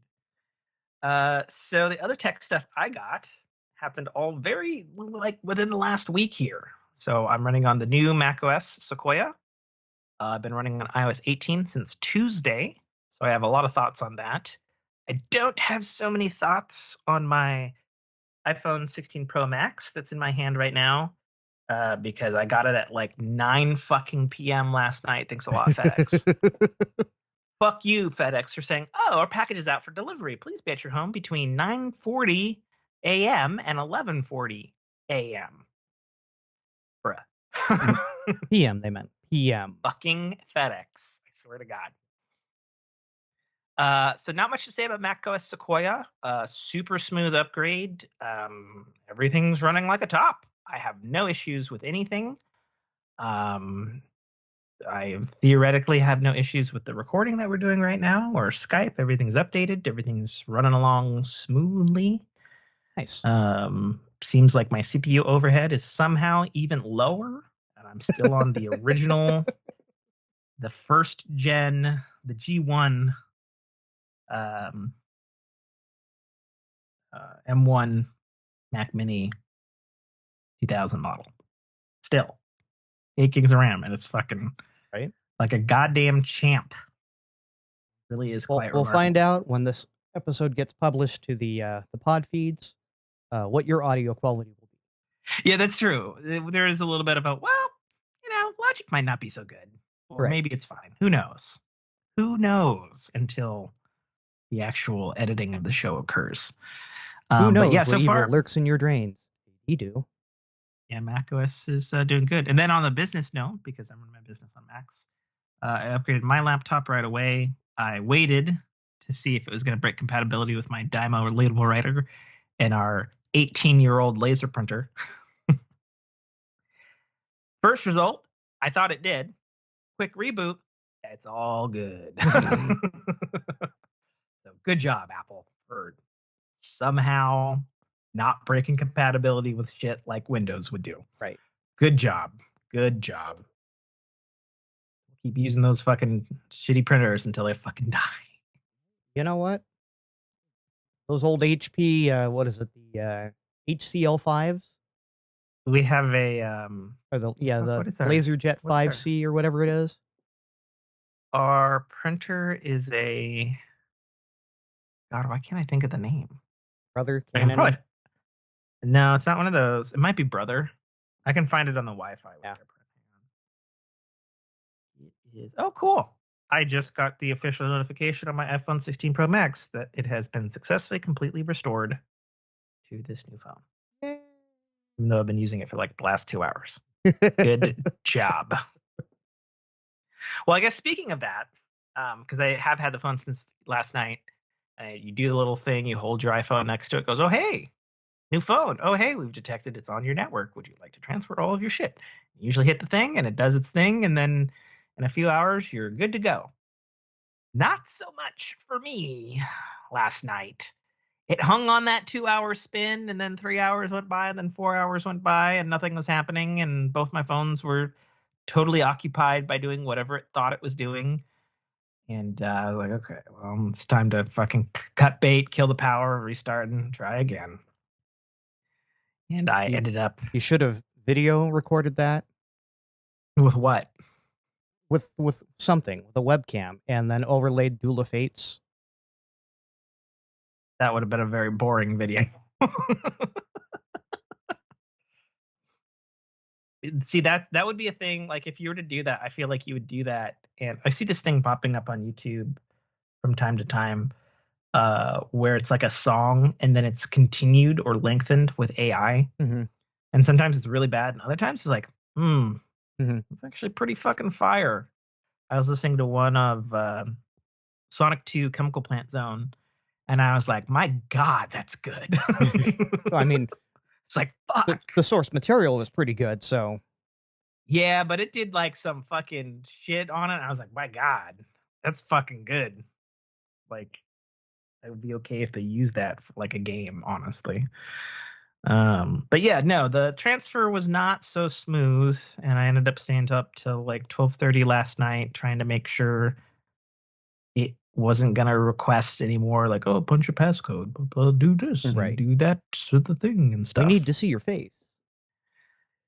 Yeah, so I had to do a bunch more manual stuff than I'm typically accustomed to with iPhone upgrades, because iPhone upgrades have been pretty fucking smooth since the 6s. You know, and I don't upgrade every year, but so far it's been very smooth. This one was not so smooth. I don't know whether it was, you know, the brand new hardware or if there's some glitch in the OS. Not sure. But yeah, I don't have much to say about the 16 Pro Max because I like barely touched it. But you were right. I'm now a big phone boy. Phone guy, yeah. I feel better about the big phone boy thing. Because I've had the plastic case for like 2 weeks now. And I like kind of put it in my pocket with my existing iPhone 13 Pro just to like kind of get a feel for like where it's going to be in my pocket when I sit down and stuff. There'll be some minor adjustments there for a person of my height. I think the thing, and I kind of knew this was coming because Brock has a 15 Pro Max, but man, it is so ridiculously lighter than my 13 Pro. And it's my 13 Pro is a regular, it's not a Max. Right. Like, it's so ridiculously lighter. Because one of the things about my 13 Pro, like, I simultaneously like the weight, but like when I'm asleep and it fucking falls and hits you in the face, it is like a brick. It is a brick to your fucking face of steel. And this one, I'm like, you know, I kind of like how light it is with how big it is. It'll only leave a little lump, not a scar. Yeah. And then yeah, I don't have much to say. I'm gonna have to get used to Dynamic Island because I've never had that before. Obviously, the big thing with this one is the new camera button. Right. Which when I saw that thing, I was like, I don't really fucking give a shit about the camera button. And I'm concerned as a gamer who holds his phone like this a lot, hitting this fucking button, snapping pics while I'm trying to game. It's really fucking recessed in there. Like, it is. And from what I hear, though, it's also pressure context sensitive. So it's three things. So number one, it is a real mechanical button that depresses physically. It is not the typical Apple thing like my trackpad, which doesn't actually click but vibrates and imitates a click and does a damn good job of it, I might add. Whoops, I've clicked it too much. I don't need to add a twin cam with my phone. Fuck off, Skype. Everything's still good. Everything's still rolling. Okay. So it is a physical button. It has like 3 pressure states physically. And it also has a sapphire lens that is capacitive, both for your finger and for like swiping up and down with it. Which handles zooming. Which is interesting. And I'm able to do that like a little bit. Yeah, but that was the one review qualm that I've heard was when you start getting into the fancier cases with that recessed, is it going to negate the whole purpose of that button? Like, so, what I can say, despite not having my phone for very long, while I was trying to get my phone to transfer over, there's a bunch of new YouTube videos from some tech people that I trust. And so I was able to get a bunch of data about the iPhone 16 Pro Max. There was a rough teardown done by Max Tech, or maybe it was Dave 2D, I can't remember. And then specifically, the problem that you're talking about with cases, MKHB posted a quick video about that. And Apple has apparently already solved this. So Apple offers 2 of their own cases, and also very strangely Beats cases now, which everybody thought was really weird, but okay, they're Apple now at this point, so why not have a Beats brand case anyway? So they have the cutout, which I have in this particular case, Mhm. is just a raw ass cutout, like you would expect. Right. But then on Apple's official case, they have a cutout, and then there's one that has static capacitative glass suspended in like some silicone. So you depress, it would pass the capacitative onto the button. Right. And so what NKHB theorized on that is like, well, Apple's shown everybody else, okay, here's also how you can make it completely sealed. With some extra stuff, and it probably costs some more or whatever. But here's a way to do it, and our button works with that. Right. With no, don't have to hook something up to it necessarily. Right. So I feel like probably the second wave of cases, because when I looked for cases, it's gonna be the same thing back when you first got your first MagSafe case, right? Mm-hmm. And it didn't quite line up the same, and it wasn't quite as efficient. And the phone got really hot. Yeah, it took a couple of cycles before they started really nailing that in. Yeah. So speaking of internal stuff like that, so MaxTech had a rough teardown of the iPhone 16 Pro Max, so we're able to finally get a good look at their new internals, which are like 100% different than the iPhone 15 Pro, which everybody was not expecting. And then Jerry Rig Everything, who does the durability and scratch tests, it actually passed his scratch tests and stuff. Okay. Compared to the 15 Pro, and he went really extreme last year with the 15 Pro, and he's like, well, let's melt it down and find out exactly how much titanium's in it, which is not much. But no, this year it passed the bend test. He was unable to bend it. He's like, wow, the rigidity. He's like, this is not like he couldn't do it, which is cool. And then it got up to 6.5 to 7 on the scratch scale. Okay. And then the teardown at MaxTech revealed a lot of really interesting things. So, Apple announced that they said that they had new thermal management on the internals that get it down cooler by 20%. And they didn't really elaborate on that other than we'd heard from all the leaks and rumors that they were doing something with graphene and maybe the battery is different. So we have our first unofficial teardown by MaxTech, who's not like super, like wasn't, it's not the same as an iFixit teardown where it's like, oh, we've X-rayed it, we know exactly which plant in China this came from this model number, etc. So the things that he was able to determine was the battery is solid in a stainless steel enclosure, which is underneath a graphene sheet, which then goes to an aluminum sheet that also sub-transfers to the screen, that the screen also has an aluminum sheet of it too. Okay. And he's not the most tech guy. He tends to be more on the software and performance type side of things as far as a tech reviewer goes. And he theorized, to the best of his ability, that like, well, we know stainless steel has very good thermal properties in terms of retaining heat. So it's probably battery heat moves from the stainless steel enclosure to the new graphene sheet, which then transfers that to the aluminum that's now spread throughout both the back of the display glass and the back of the phone to like dissipate it as like completely across the entire device as humanly possible with no fans. Okay. And this was further reinforced by a video I saw with our little delayed show this morning. I watch Mr. Macwright, who is the only fucking person, to my knowledge, who is doing like a digital foundry thing, but for games for iPhone. Okay. So he's got graphs, he's got like the full CPU load, super nerdy. I love it. And he too was aware of the metal battery. And depending on the game, and his thought was also like, game optimization obviously has to do a thing with it. He said the only game of the big AAA games that have come out for the 15 Pro onwards for this that got an update for the 16 Pro Max was Assassin's Creed Mirage.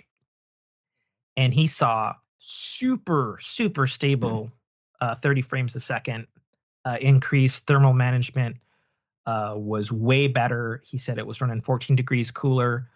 And he compared that to the 15 Pro Max, which did really good until it got warm. And then your frame rate started tanking, which has been historically a thing that people have complained about on the 15 Pro. And then they had to go backtrack and do some things with the software, and they probably downclocked it a bit, I would imagine. So it seems by all accounts, technically, the new thermal management system is very good. And then something that Max Tech pointed out when he pulled the basically the entire logic board, which is somehow half the size of the logic board of the 15 Pro. Because he made a point of he's like, yeah, this is we're getting at 75% of this thing is battery at this point. You've got a big chunk, 5% is cameras, and 3% is the entire logic board, CPU, 3 nanometer, Wi-Fi, everything. Right. Which is quite impressive. But it too also had graphene sheets and different wrapping and different spacing and configuration. And that seemed to be the key point from the technical analysis of, okay, 15 Pro was a huge jump for Apple cell phones in terms of their hardware. They added ray tracing, all kinds of crazy shit that you wouldn't think to have in a phone, let alone something in your pocket. And this seems to be the, hey, we took literally every feedback from that last phone and we improved the shit out of everything. Just shy of throwing a fucking fan in the thing. Right. You know? So that's cool because obviously I have one now and I for sure as shit am gonna play some of these big AAA games on my new fancy phone. So as the Android wonk of the group. Yes. How long? And now yes. Sorry. I was about to say, because I was excited about it because I was like, yes, I finally have a phone more powerful than Nate's. How long do you think it takes for these enhancements to make it into the next iteration of whatever the Apple Vision is? Because if it's getting this good, where the logic and everything has gotten that small. I don't know. The Apple Vision is a curious thing for me because I am interested. I don't have the money to play with something like that. Right. But the Apple Vision's running an M2 chip. Right. The M3 came out when the Apple Vision came out, which was curious to begin with. Because as far as I know, the only thing that makes the Apple Vision Pro special in terms of chips, other than all the optical shit and the eye analyzing, is their special vision chip that's handling all of those intense computational tasks. Because other than that, my understanding from teardowns and stuff, because the Apple Vision Pro's been out a while now, is it's just got a regular ass M2 in it, which is the same one in my MacBook Air that I use for work. Right. So I would imagine, I feel like the Apple Vision Pro is very much like the original Apple Watch, where it's over-engineered to live, and then with the next major model, you're going to see some serious improvements. Right. Because at this point with the tech, especially with the Pro Max here, because the chip in it is basically more powerful than a base M4. And that's why I get that, because I keep looking at this and going, they have all this other stuff that does so much better in a smaller form factor or cheaper. Yeah, and they're running an M2 would be 5 nanometer, I believe. I believe the M1 was 7. M3 is 3 nanometer, I believe, and then the M4 is 3 nanometer plus enhanced, whatever we call it. You So know, yeah, and always the big caveat with wearables, be it watches, headsets, whatnot, is battery life. Earbuds, yeah. all that is battery life. Now, if you're getting the components down where you can just start stuffing batteries in them, Well, and I you think know, that was the thing that was shocking is, I'll hold up the case here. When I saw the teardown, hmm like where my fingers are here, basically below the camera, that's the length of the motherboard, hmm and it just goes to the camera in a square. right, And then everything else is battery except for some ports on the bottom. And it's like, holy shit. right, Like, yes, these things are always getting smaller, but compared to last year's phone, right, which essentially was the first version of this stuff and quite a bit weaker, yeah, like it's way the fuck smaller. Like not and even just like a hey, it's smaller this year. It's nah, we got it down to fucking thumbnails worth right, of ray tracing or and whatever then the and then fuck. back into that same field. Like my one thing that I will, and I hear everyone complain is like VR just needs to be a standalone product. Blah blah blah blah blah. I will always be willing to wear my battery pack somewhere else to get the battery Mm-hmm, life and get the mm-hmm. weight off my head. Yeah. Right. And that's the whole Apple Vision logic too Right. for that. Which is, gonna be the question moving forward, obviously. It's like, well, where do you put the fucking battery pack? Put it on a fanny Back pack. strap? Yeah. The back. Yeah. Meta's doing the back strap for a counterbalance. I say, give me a fanny pack. Give me a shoulder strap. Like, Yeah.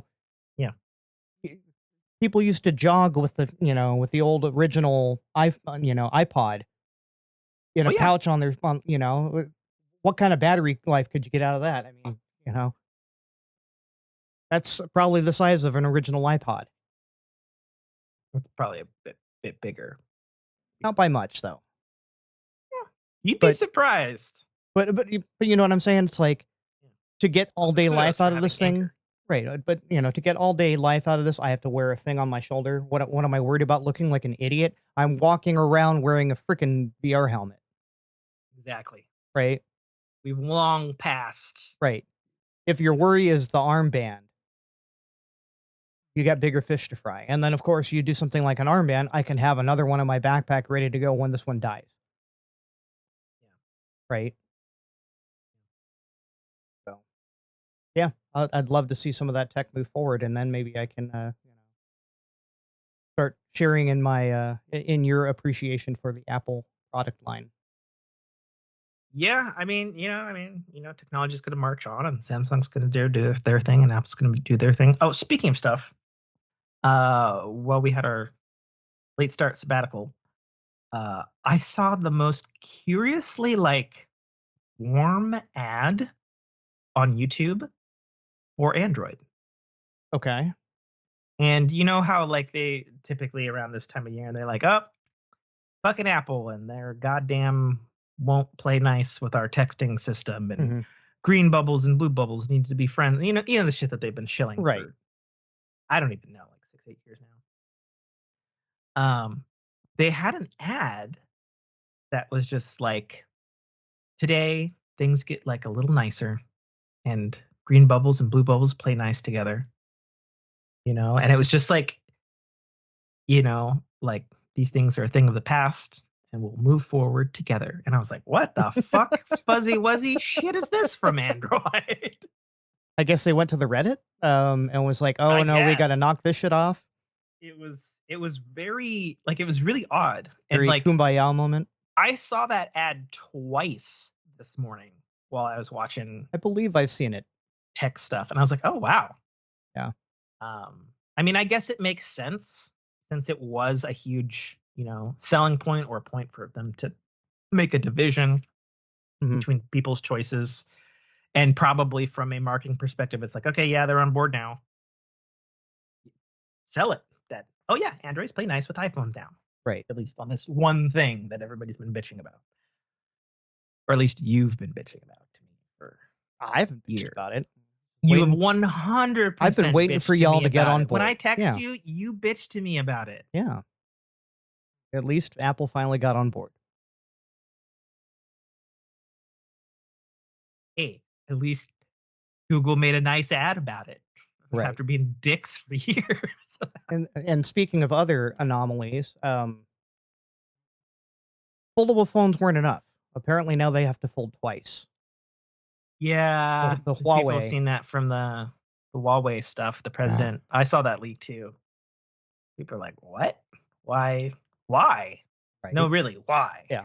Because it's technically like 4 screens, the fold out, and then there's like another 1 or 2 on the front and back, depending on how That it's would make folded. sense, yeah.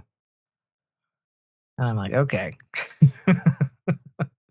That's just wild. So Okay. it's like battery life depends on which form factor you're How using many it screens are on? in. Right. I mean, so speaking of that, that would be one thing that I could say instantly leapt out at me. You know, and I know the screens on phones get better and better every year. But like looking at the Pro Max, I'm just like, man, that is one crisp ass looking screen. Yeah. Like I know it's, you know, the latest technology and all that sort of shit, and it's that lipo always on shit that I haven't had on phones before, and which I definitely turned off because I don't care if it's able to do that in slow power. I want my phone screen to be off when it's off. God damn it. I'm a little old school like that, okay? But yeah, no, I'm just looking at the Twitch stream manager right now, and I'm just like, yeah, those. You can read that. That is it. I mean, I could always read it, right? And I never had a problem. But like, that is extra crispy. That is extra crispy. Extra tasty crispy. Yeah, I actually was able to get Nikki running on it, Nikke running on it, yes, right before we streamed, and I was like, yeah. Game looks a lot better on this big screen. It's definitely not optimized because I saw the characters and like the health bars were totally out of the margins of the screen. Right. And I was like, well, you know, they'll get to the update eventually. Right. So I'm looking forward to all the advancements of it from the gaming perspective. Obviously, I'm really excited to check that out. I did notice, and I haven't seen anybody else report this, so we can maybe consider this an exclusive because I pay attention to things sometimes. So from time to time, I travel over to the App Store or the Mac App Store to see how the reviews and stuff are going for these aforementioned, you know, big premium AAA games for the Resident Evils, Death Stranding, Assassin's Creed, Mirage, and so forth. And a few months ago, they were all, you know, like $40, $60, whatever the premium prices for premium games. When I looked on the store this morning with my new Pro Max, all of these games, except for Death Stranding, that's still $39.99, which still dropped in price. All of the games had Git functions and small, like, couple gig installs, which tells me immediately without even reading into it. It's like, okay, so they already changed from full premium prices and stuff like they were last year or earlier this spring and stuff when I checked them to, hey, maybe play the first couple hours first before you want to decide if you want to buy the game. I'm like, And did you actually get any of them? Yeah. Okay, I was going to say they're loading right now. I don't know if they're loaded yet. I was wondering with the whole shift away from. They are loaded. Let me see. But yeah, I was going to say with the issue with the Mac, with the App Store and the take was, are you getting a launcher? Yeah, I mean, we'll see. Okay, so I'm going to launch Resident Evil 4 right now. New game mode kicked on, which I'm personally excited about. Okay. Which, if you didn't know, for Apple people, game mode is available on all iOS 18 and Mac Sequoia. And basically, whenever a game kicks on, it enables game mode, which reduces background effects, doubles your Bluetooth frequency for controllers and stuff. Yeah, us Android users have had that for a while now. So this one says, data required to play the game will be downloaded. We recommend downloading the game environment, good Wi-Fi. Application will close it. Choose not to download 11.92 gigs. Gotcha. So yeah, I guess it's maybe a launcher. But the point is, I'm able to launch something, and maybe they'll let me play it without throwing $40, which I think is personally a better way, especially if you're going to invest that much into a game that you're going to play on your phone. That's my own personal take on that. Maybe I'm wrong. Let me see what the other ones say. Okay, so I would assume all the Resident Evil say the same. So let's see what Assassin's Creed Mirage said. Okay, decompressing data, initializing graphics engine. Okay, it appears to be done. Mandatory fucking game has flashing lights and causes seizures thing. That screen looks good from here even. Jeez. Oh, really? Yeah. Oh, yeah. Yeah, it does. Ubisoft Anvil engine. Anvil. Yeah, I'll take this off of mute. Plate icon. That's a lot of taps just to get into a damn game. It's an Ubisoft game. This is update, New Game Plus available. Okay. Oh, there we go. And you haven't paid a dime for it yet? Correct.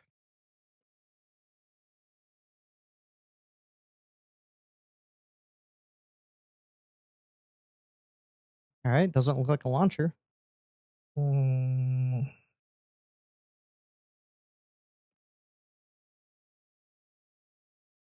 So what did... Of course, I got to log in with Ubisoft Connect. Hang on. Fucking... Yes, I have an account. I don't show that on the screen. Yeah.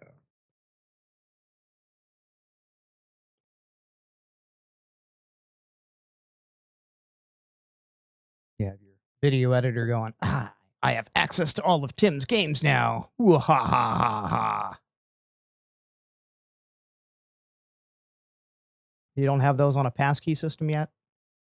I do, but I don't know if it's enabled yet. Oh, that'd be the other thing. So Apple got their own built-in password manager thing. Right. Which they've kind of had for a while now, but it's fucking buried. Right. I mean, they've had that tech since, the old keychain days. Mm-hmm. You'd think. How do I...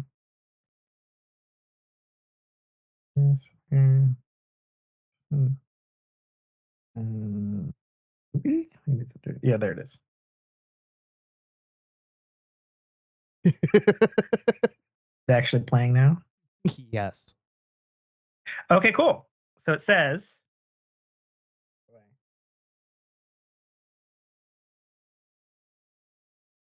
Welcome to the free trial. You can play the prologue of Assassin's Creed Mirage for free. Progression will be saved in the full version and carry over after upgrading and purchasing the full game. Okay. If I hit resume here. Tap to continue. Buckload of options for interface. Right. Yeah, but that's good. That's, a legitimate trial mode for free. Speaking of which, how much does it cost? Upgrade now. What are you going to say? $24.99? Oh, shit. That's not bad at all. Right. Considering it was $60 earlier this year. And then, of course, the big thing that is kind of Apple's stealth horse with this is these games will also play on all the Macs. Right. Which is, potentially huge. I do know from looking at stuff that the Assassin's Creed and the Resident Evil, I know they've been soft in the sales, which is understandable given that you're paying full price and not everybody has a phone or an iPad or even a Mac that can run these types of games. But that's cool. So I can check that out. But it happened even with games that have been on the App Store for a long time. So there's been a version of Alien Isolation that's been on the App Store for, God, I don't know. Makes me wonder what the motive shift was. Is it, and just, is it true altruism? I don't know. It's got to be financial motivated. I think it's purely, hey, people are not paying $60 for these games. Right. Well, I mean, that's capitalism is at work. I'm wondering with the demo, if it's more of people were buying the game, installing them, finding out they don't run for shit, and then getting refunds, which probably costs a lot more. Well, so they did a very un-Apple-like thing. So those games are not even available in the stores if you're not looking at them with a Mac or an iPhone that can play them. Okay. You can look at it through the web browser version of the App Store, Right. but if you go to your phone, like when I went to my iPhone 13, I was like, oh, well, how much is Assassin's Creed Mirage? Instantly, this is not available on your device. Right. No other data, nothing to click. Right. Like, And see, I've had that with Android, same thing. It's like depending on which one, what version of the OS, what phone you have, it'll just simply either not show up or will say will not run or does not run optimally on this device. Yeah. So, no. Again, I will say kudos to Apple for kind of, I guess, righting the ship of public relations.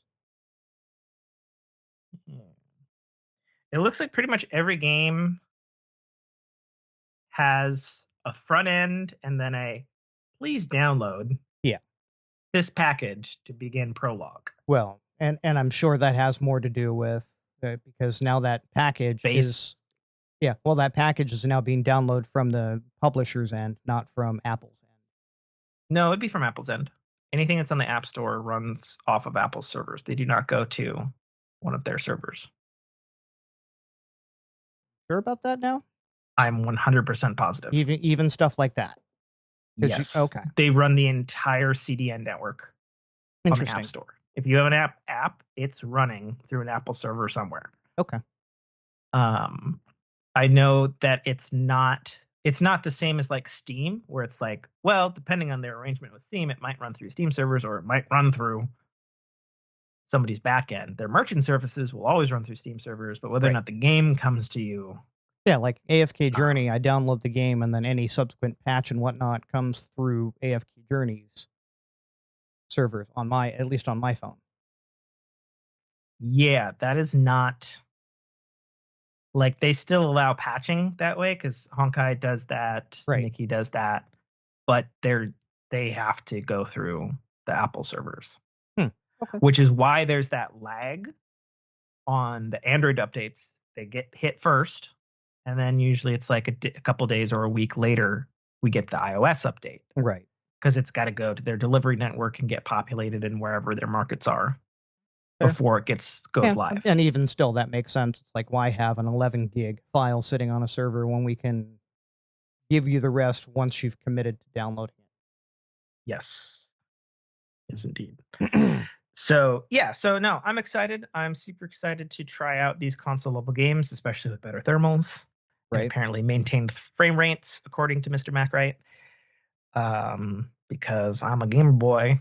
And I sure as shit play the fuck out of games on my phone. And to play some console-like games, and I didn't actually grab Resident Evil 7 or Resident Evil 4. So I'm thinking since we're getting into spooky season, I'll probably grab 4. I think I'm definitely grabbing Assassin's Creed Mirage for $25. And I've also heard that it's a classic, short 8-hour experience. That sounds like good times. That sounds like good times to check out. Sweet. Let's get into video games. I feel like I'm losing my voice here. Oh, I'm sorry. You need some. I don't know if you can hear it or whatnot. I mean, it's hard for me to tell because you sound bad from the way that I hear since we talked about how fuzzy you sound. Yeah, no, so I can't. I feel like I'm from my monitors. I feel like I'm losing some of it. So, not to rush you or anything. Yeah, no, that's fine. Let's go over to video games here. We already talked about PlayStation stuff here. So Sony has raised the price of the base PS5 DualSense controllers. Because why not? How much? I'm clicking on the link. Like $5? $5. Yeah. Because they just couldn't do anything consumer friendly, could they? No, they're Sony. Why would they? Microsoft has laid off a further 650 staff from their gaming division, which of course includes Blizzard and every fucking thing that they own, which is too long to list now. Right. However, they made a counter statement when it was published that it does not Yeah. It does not affect any currently in production games. Yeah, they said that most of the layoffs were overlap and redundant positions. So if you had And I feel like with something as large as Activision Blizzard and how many game studios they had and how many fucking people work for them, right, this was always going to happen. I still think it sucks. yes, You know, especially in this day and age with so much shit that's been happening, you know, moving right along. Annapurna Interactive, apparently every single fucking developer walked out and quit this past week. I don't particularly know what happened. I know there was some deal that was being worked on with the developers and the owner. I thought I sent something on last show about that because we were wondering if it was going to affect Control. You know, I recall reading stuff about that too. Yeah, but I don't see it. Yeah, Remedy. Maybe we talked about it Remedy privately. and Annapurna had merged, and then no, they didn't merge. Or sorry, collaborating. Yeah, so the whole Remedy thing, which you talked about last time, they signed a publishing partnership with Annapurna, Annapurna Interactive. Because Annapurna is actually a movie studio, and so for media stuff and for publishing games, not the interactive side, which contains developers, which I guess is fucking DOA right now. Go figure. And then Remedy issued a thing saying the whole Annapurna thing does not affect Remedy or their deal with Annapurna.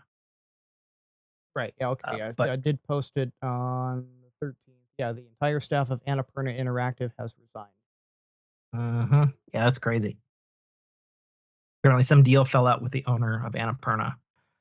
I don't know more details than that.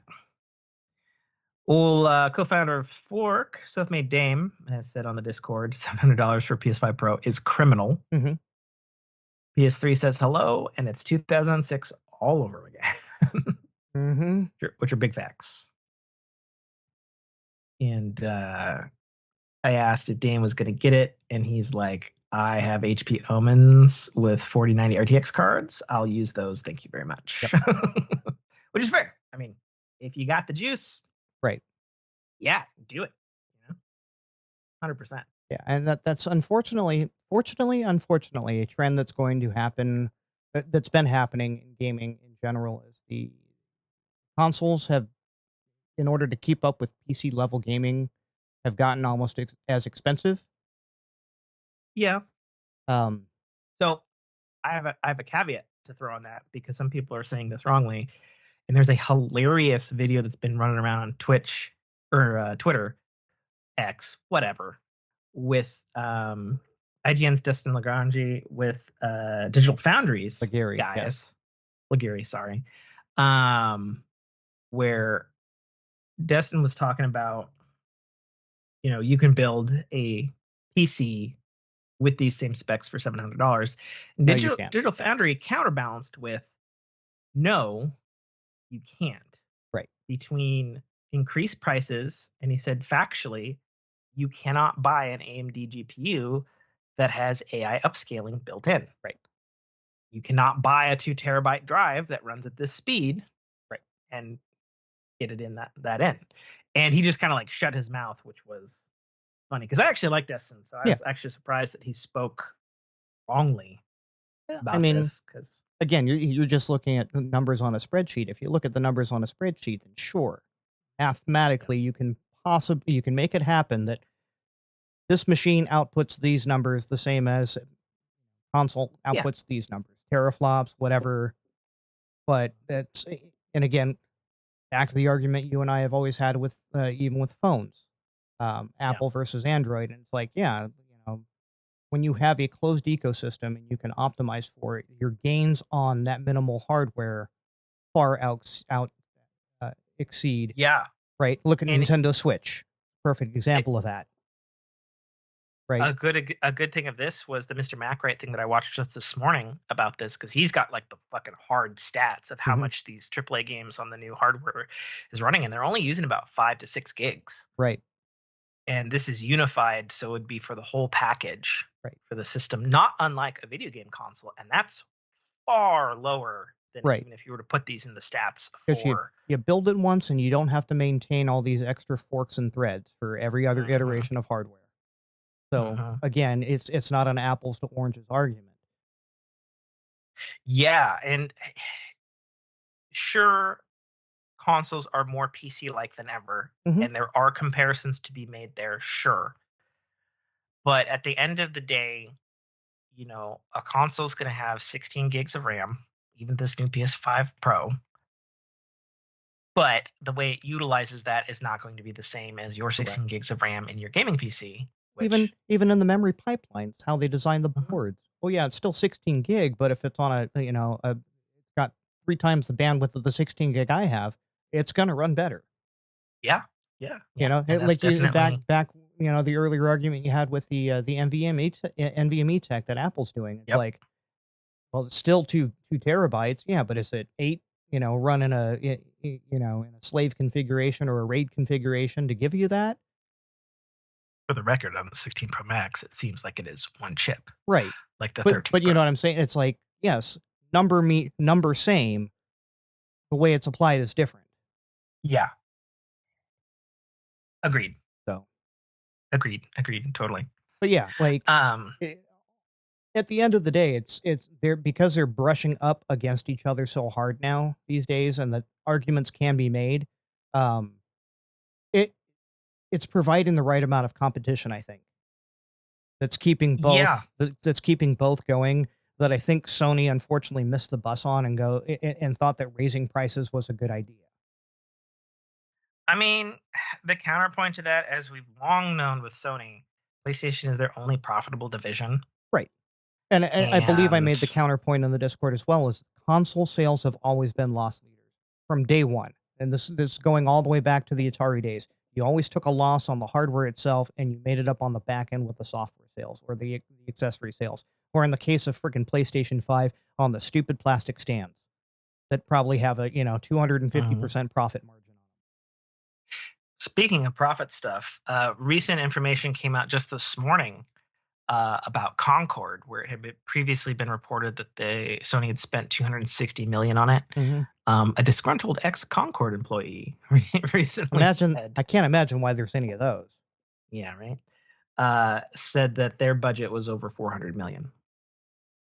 Okay. And then he pointed a finger and said, the reason this flopped was there is a weird reverse toxic culture for this game where nobody said a bad thing about the game ever, and everybody pumped each other up to the point where we thought this was going to be the next Avengers. Right.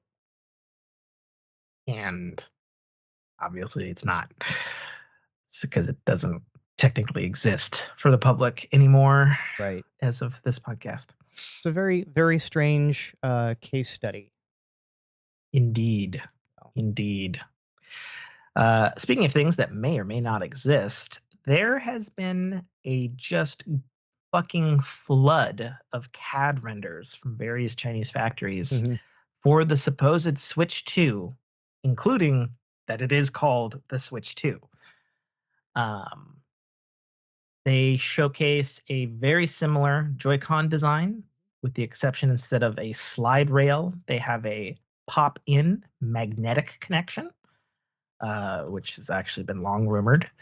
They show a device that basically looks like a more roundy or curvier, at least on the edges, Nintendo Switch OLED version, which is not surprising since I think the OLED version is definitely far superior to the original model. They show curious, like, under trigger things that may or may not be an actual other button. I think it's more logically, it's a magnetic release, since it's basically the same spot as where the little dots are on the Joy-Cons existing now that release the things. I think they have a bigger lever since it's magnetic, or supposedly magnetic. It shows very similar configuration, switch port, headphone jack, fan at the top, volume buttons, power on, sleep wake. Also shows a second USB-C port on the top of the device. Right. Reddit folks have theorized why the fuck does it have a second USB port? It also has a USB port on the bottom, just like regular Switch. And then people have been like, well, it's a lot fucking easier to charge it from the top when you have it in handheld mode. That's for one. And then B, USB-C headphones are a thing now. And I was like, oh yeah, those are all good points. And then crazier Reddit people are like, yeah, but the real reason they have one on the top is for the virtual console backwards compatibility for DS games. And I'm like, for the optional screen on the top. And I'm like, well, it's Nintendo. It's entirely possible. It's entirely possible. Digital Foundry took a look at some of these, and there's some stuff of looks like some dev kit stuff for these that show hardware stuff and boards. And they pointed out very astutely, like, they're like, well, there's a pretty good chance that this could be real because you don't have this level of printed circuit boards for no fucking reason. Right. They showed the wonderful aluminum super sturdy back stand that the OLED had, which I think is fucking the best stand I've ever seen on any fucking device ever. Super good, super solid. You can hold the fucking device by it, and it goes to like infinity angle and somehow holds. It's fucking magic. They show much larger screen, coming in at possibly 7.5 to 8 inches, slitted speaker ports, and otherwise extremely similar to the Switch, especially since the leaked CAD photos show the Switch dock of basically it's the same exact fucking Switch dock, except there's a glass front. Right. And it says Switch 2 on it with kind of a purpley glow, which is also very Nintendo-like given its history with purple.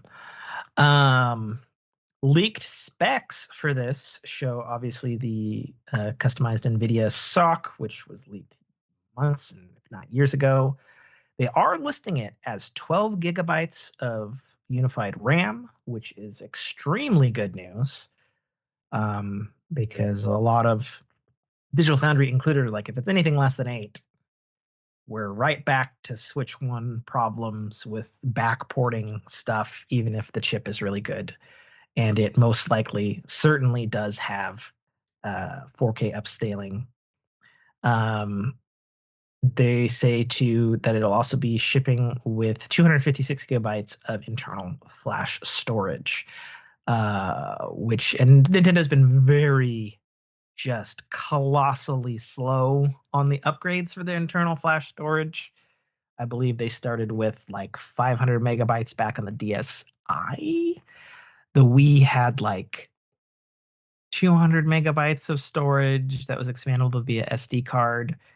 The Wii U had 32 gigs of storage. The base Switch had 32 gigs. The OLED had 64. So them jumping up to 256 seems like it's proper admittance from Nintendo that not all developers can somehow make Legend of Zelda Tears of the Kingdom at 3 times the size of the previous game and somehow fit a 14 gigabyte package. Right. So that's good, and we'll still utilize a ultra high speed micro SD card slot for expandable storage. Whether or not that has to transfer to the internal drive will be a question up to debate that we probably won't know until the device is in people's hands. But yeah, that's what's potentially going on with the hypothetical, probably mostly true Switch 2.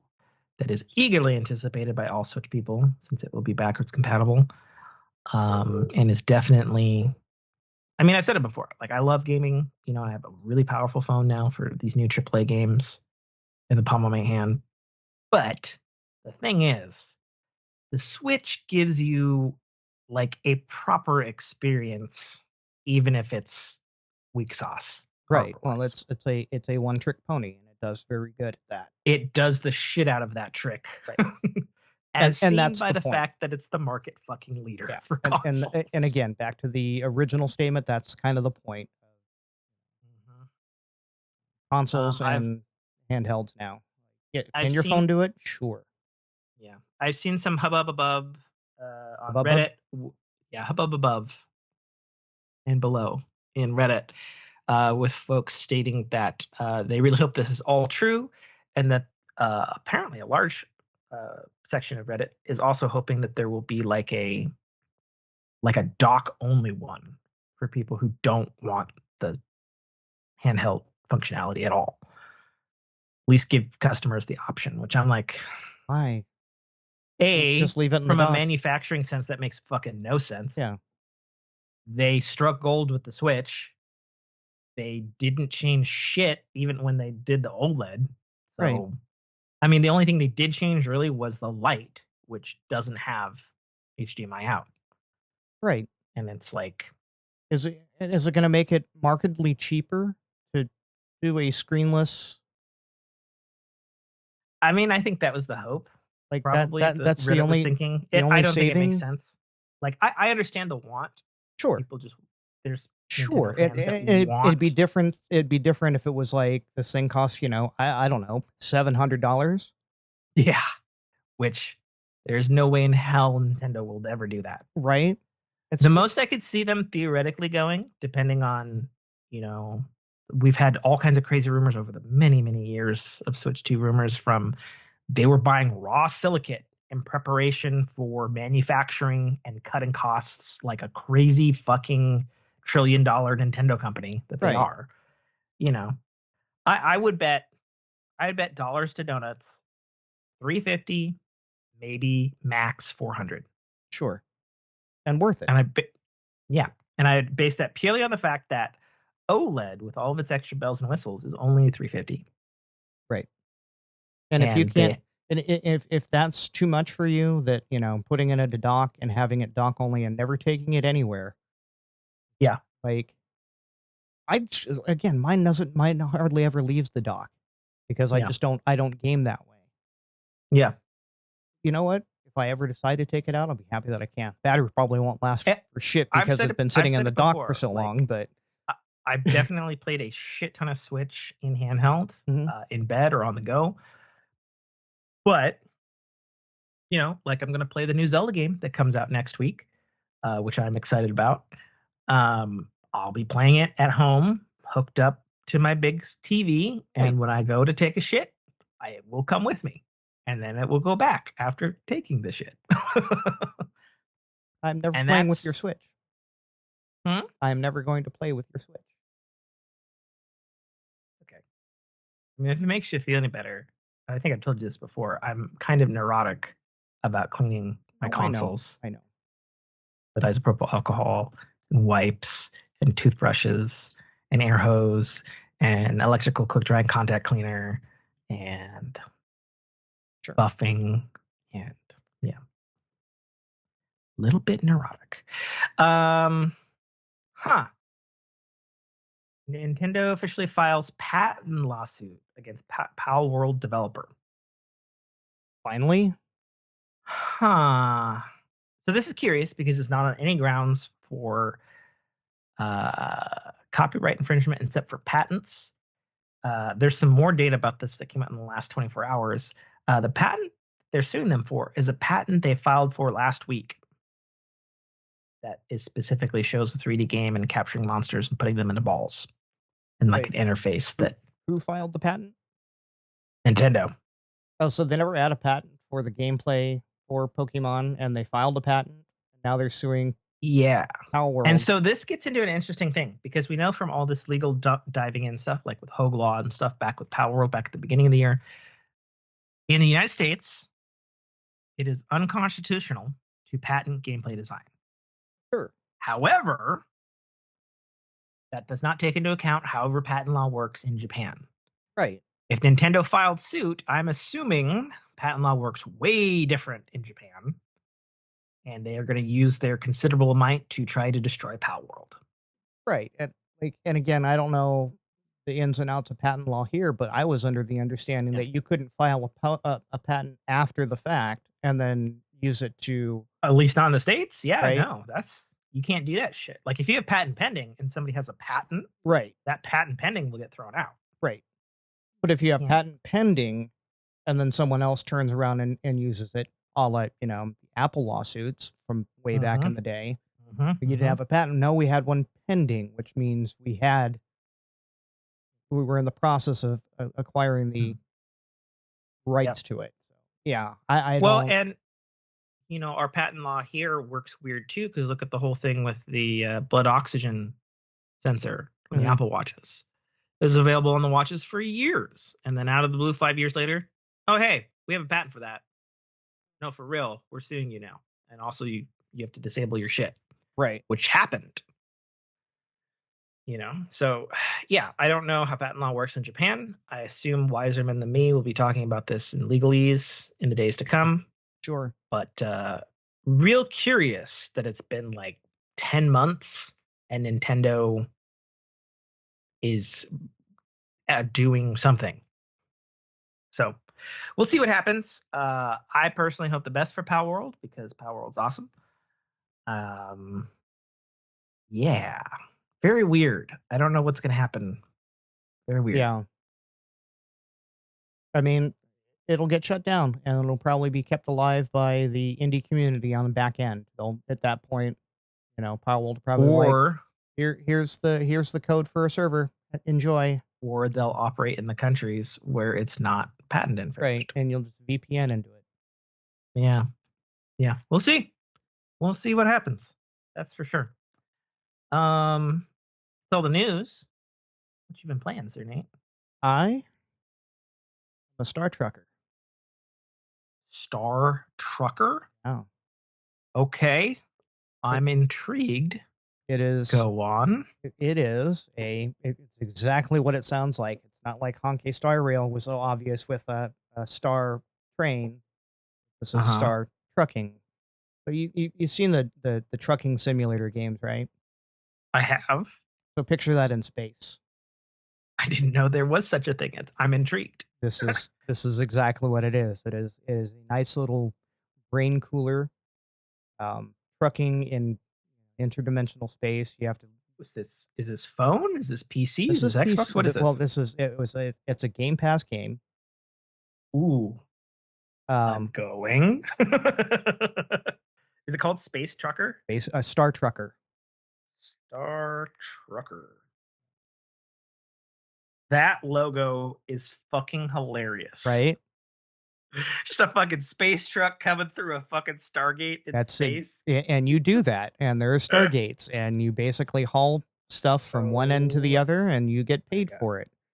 And in the other side of it is you have to keep your truck maintained. Oh my god, they fucking have space interstate signs. Get the fuck out of here. That's awesome. It is an awesome game. I was like, I saw it in the store of, coming soon for Game Pass, and it's like, all right, I'll preload this. Yeah. That looks Star fantastic. Truckers Incorporated. If you're all you 9 Inch Nails fans. Wow. That's fucking cool. Yeah. That's fucking cool. I've already had to restart my save one time because I'm just getting used to the controls. The controls are weird. Okay. I suggest honing up on your skills. Because you're doing your look with your right thumbstick, you're doing your piloting with your left thumbstick. Accelerate, forward and reverse are your triggers. And it just gets wonky. So I'm doing a combination of.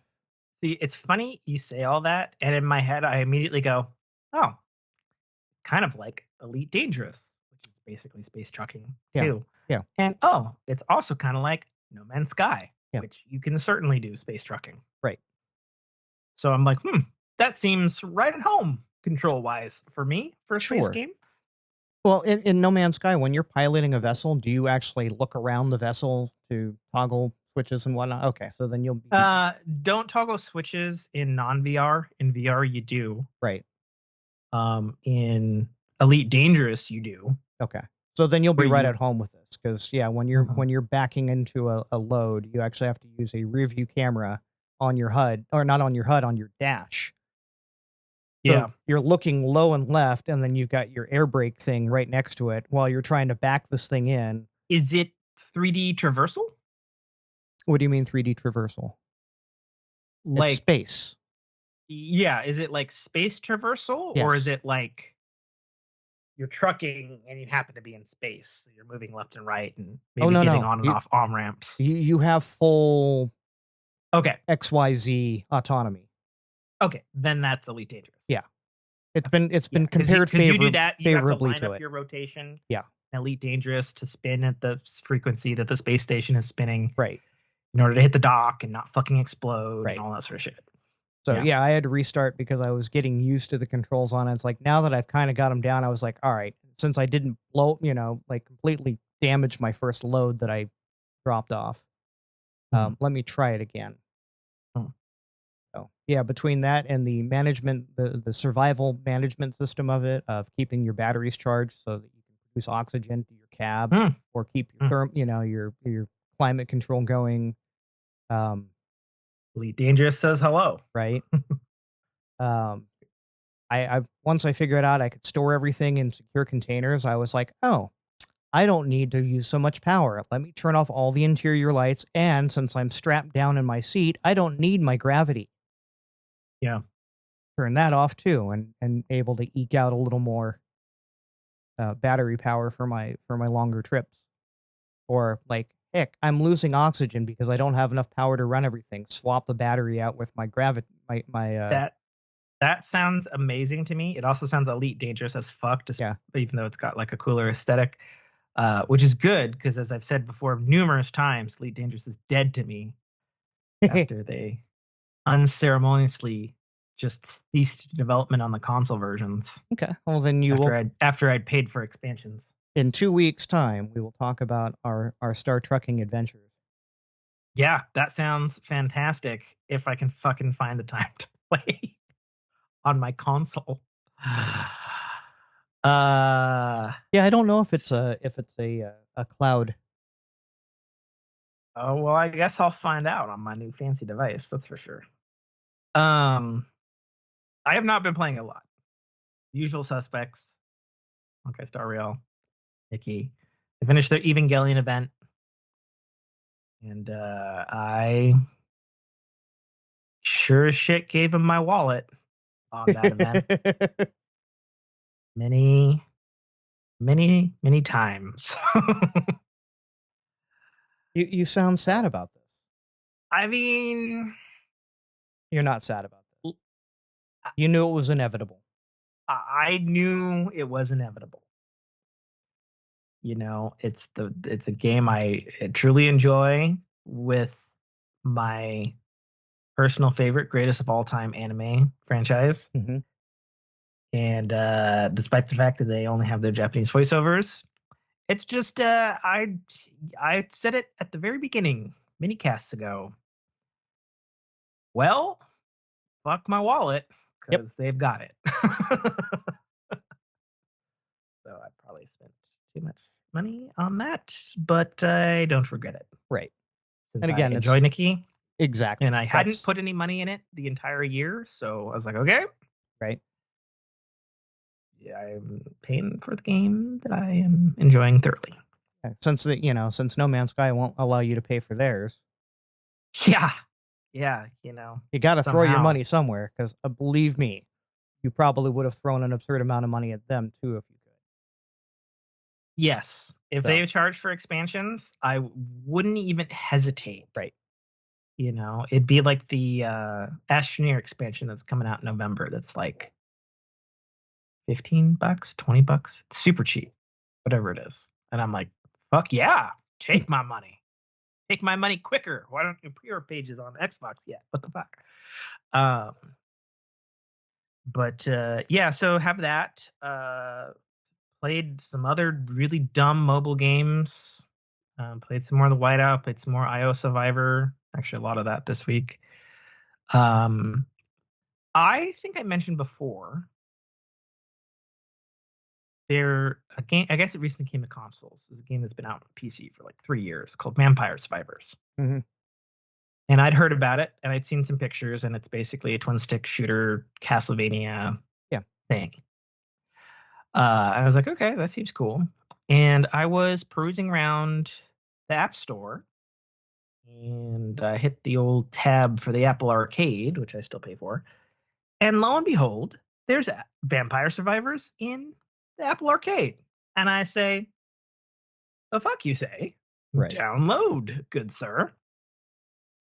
And I was greeted to the most retro-y ass looking thing with sprites and like a absolutely fucking dynamite soundtrack that sounds like it's straight from the Sega Genesis. Nice. And I'm like, go on. And since it's on Apple Arcade, I got no microtransactions. I got none of that bullshit. And so I've played a lot of that.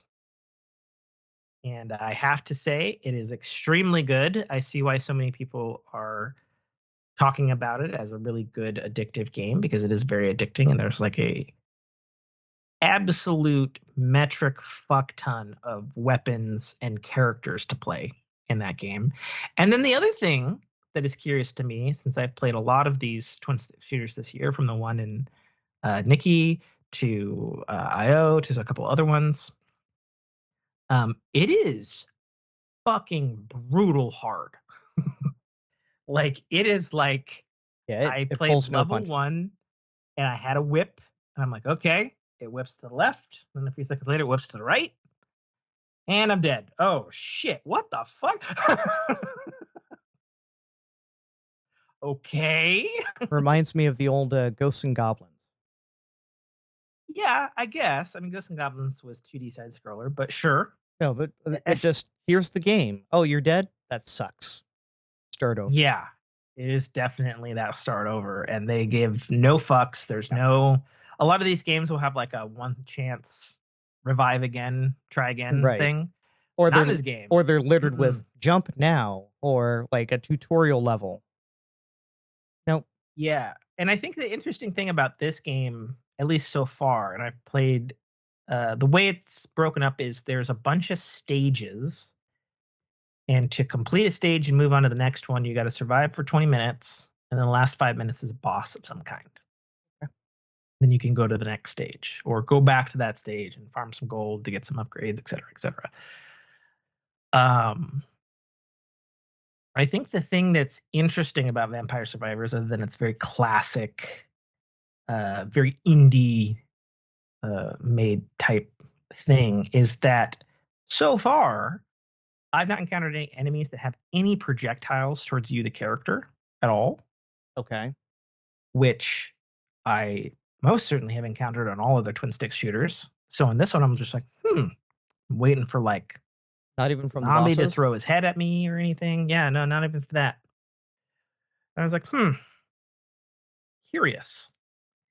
And as far as I could tell, because Reddit's been very active for years, because it was an early access and it's been on PC and stuff, one of the core conceits of the game, and I guess the design, is the enemy, you moving just a fraction of a second out of reach of all of the enemies and surviving that way. And it indeed gets this kind of blood pumping of like, there's like a bazillion zombies around me, and I'm just narrowly, just barely getting through for the next 5 minutes. Right. Until the next wave comes. And it's definitely an interesting choice design-wise to make it that way. I'm having fun with that. I definitely have found myself, especially with the wife, being home in the evening, we'll go to take a potty break, and then she'll text me, where the fuck are you? It's been 30 minutes. And you're like, I can't feel my feet, but I made it through the level. Yeah. So there's been a bunch of that. Not a ton on consoles because of the aforementioned crazy last couple of weeks. I think I played one evening of Harry Potter Quidditch and got absolutely shit on by other players. And in like a bad way, in like a, hey, we're doing really, really fucking good. Right. And every team we're playing is just 10% better and crosses over that finish line before we can. Oh, it's not like blowout. Okay, we win one. No, it's like dogged fighting, trading blows, and Right. like I'll be like the seeker trying to get the snitch, and I'll be like right behind the other dude, or I'll be like right next to them, and we're like beating each other in the face because there's a beating button when you're that close to the other guy, and you're like you see the R2 prompt to catch the snitch, and he fucking gets it right before you fucking press it. It's the kind of match where at the end you can look at the rest of your team and go, if you only did this, or if I only did that. Yeah. Right. Yeah. It got a little heated. Yeah. Yeah, I can imagine. with my boys. And we did that. And I got a couple matches of Rainbow Six Siege in, which is fresh again, because there's a new operator that is totally bonkers. It's a disabled handicapped wheelchair operator who isn't actually on the map, but she's controlling these like two robot people. And you can yeah. And you can like control one and then transfer its consciousness to the other robot. And then that robot you transfer consciousness like turns into like a fucking shield wall. But you can like put them wherever because they move like regular operators and also take bullets like regular humans for no reason other than gameplay. So you could like stash one in the basement, have your dude up there, shit could be going sideways, transfer your consciousness to the one you stashed away in the basement and come around and flank like a crazy fucking person. And I'm just like, dang, that's bonkers and super fun. I mean, it sounds like it. Yeah, it's such a, you know, we left reality a while ago in Tom Clancy's Rainbow Six Siege. Right. And it's just, well, what kind of crazy ass shit can we do? Right. Yeah, let's do that. Fuck it. So I'm having the new ops called Skopas. I don't know why. I don't pay attention to any of the fucking in-game lore or videos or any of that shit anymore. It's a game.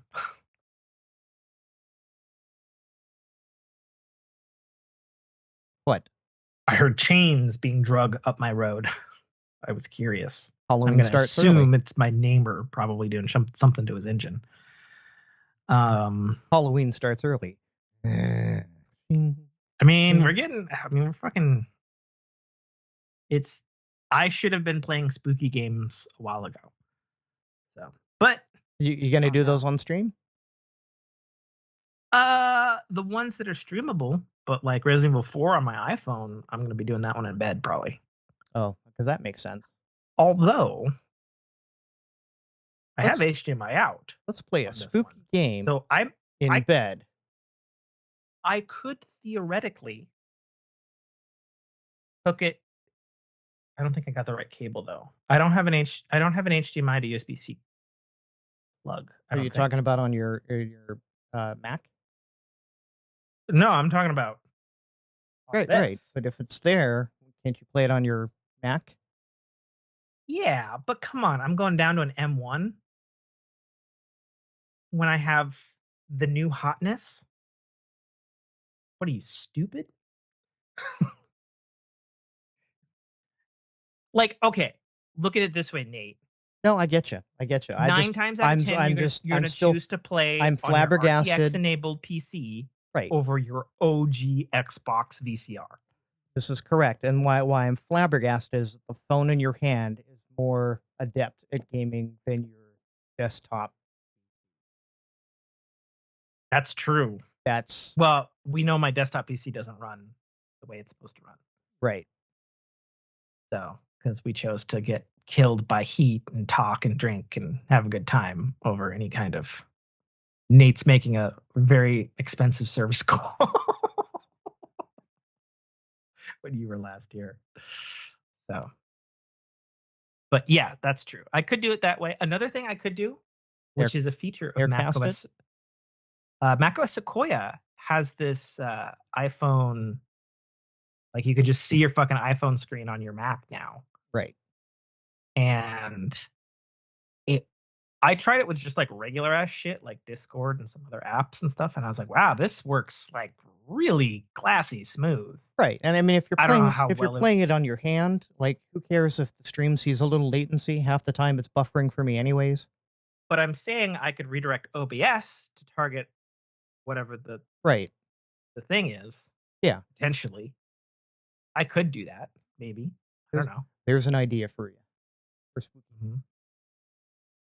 It's possible. It's possible. We'll see. We'll see. I think the next one I stream though will probably be Zelda. No, it'll be Star Trucker. Star Truckers.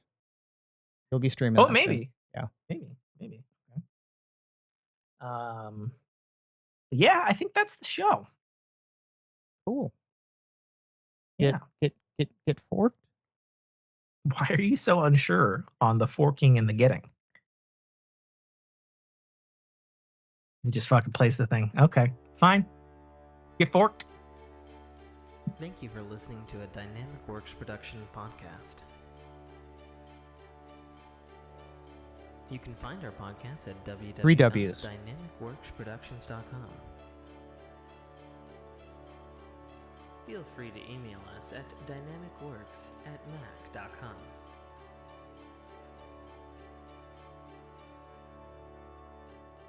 It's my favorite part. Really? Why? That right there. This is Dominic Armato, the voice of Guybrush Threepwood, and you're listening to a Dynamic Works production podcast. The Citadel, Arrival, is the first installment in a series of epic science fiction short stories reminiscent of the Pulp Fiction style. It's a fast-paced story that will take you through twists and turns that you will not expect, until they are thrust upon you with all the force, excitement, and chaos of a plasma cannon blast. The story follows Katarl, a nobody cog in the working wheels of a futuristic society run completely by Megacorp, a corporation that carefully runs and manages the lives of the people living under its sphere of power.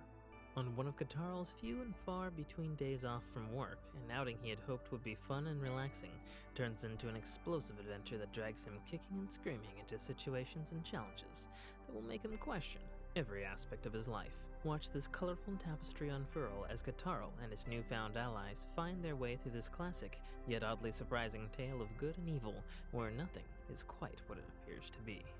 That's The Citadel, Arrival, by author Tim K.A. Trotter, available right now on Amazon Kindle Store and iTunes iBookstore for only $2.99.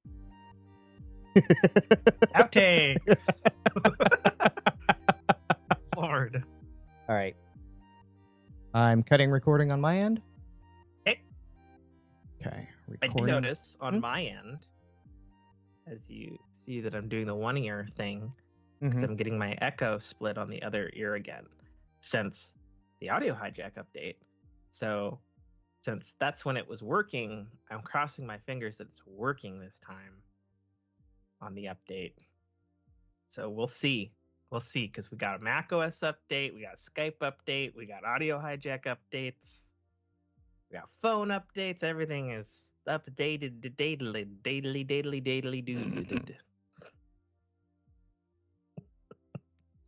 All right, let me that. Let me close that. Let me move the picture-in-picture off of here.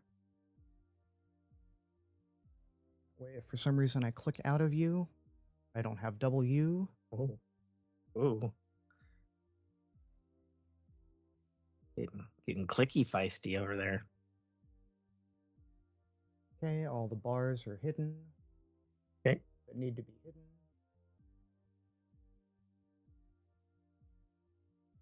Scene looks good.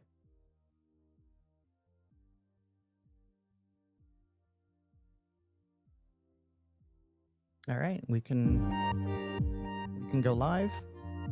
Okay. Are you monitoring the thing? As best I can. Okay. Well, I'm entrusting that to you. So if the stream's crap, it's all your fault. Yep. Hold on, let me actually pull it up over here. Because, yeah, I did a couple of recordings, and for some reason, the noise suppression in OBS was absolutely killing everything. Yeah, I usually turn that off on my end. Yep. Well, I use the SoundFloor one, but the noise suppression one I don't. SoundFloor I did, but yeah, the noise suppression was just garbo.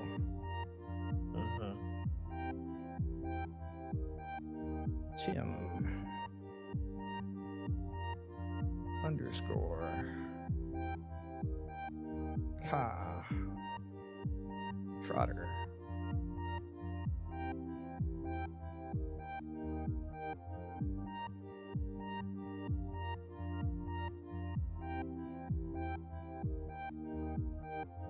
Oh yeah, let me make sure I'm the right profile.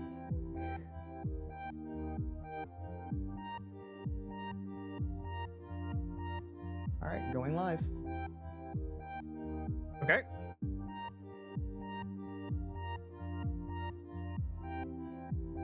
Live, according to this.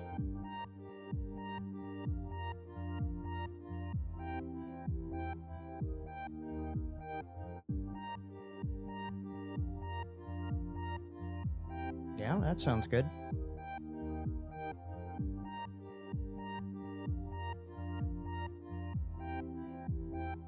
You're live on the channel? Yep. Oh, there we go. Okay. It just popped up on my end. I'm just checking it real quick.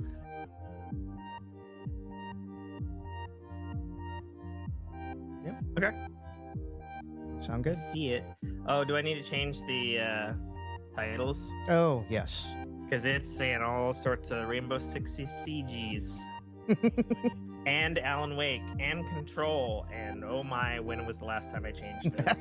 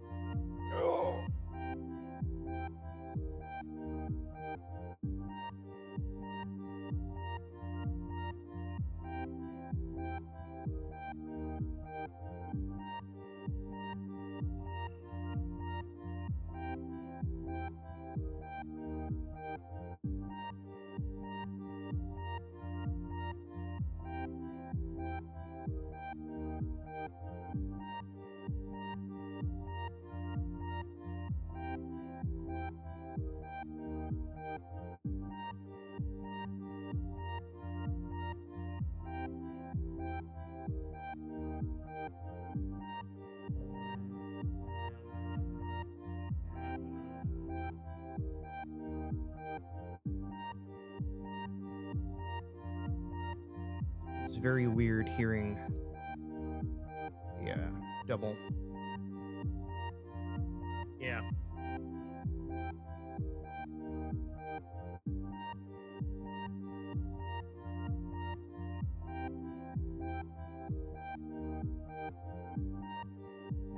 Okay. Content stuff changed. Yep.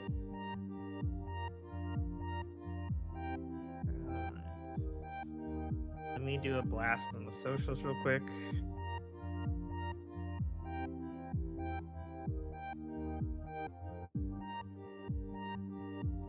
The audience gets to hear a little behind the scenes while they're waiting. Yeah.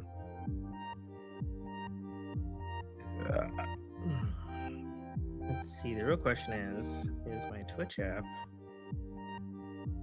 available on my new phone? Yes, it is.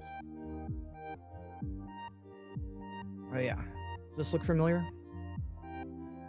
The cat? Mm-hmm. Should it?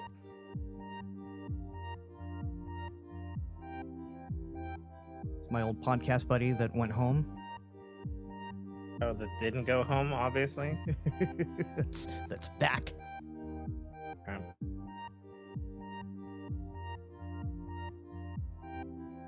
God, I don't like the new Twitch interface on the phone. That's fucking TikTok-y looking. Mm-hmm. Okay, how do I share this fucking thing? The fucking share button. I don't know any of these new buttons. It's a fucking sword and shield button. What do those buttons do? Your moderator tools. I just want to share. Where's share? Oh, maybe this one? No. How? This one? No. Sword? No. Sword. Quick action. Oh, here we go. Oh, it's under quick actions. Ugh. Nothing quick Alright. about it. Blasting to socials.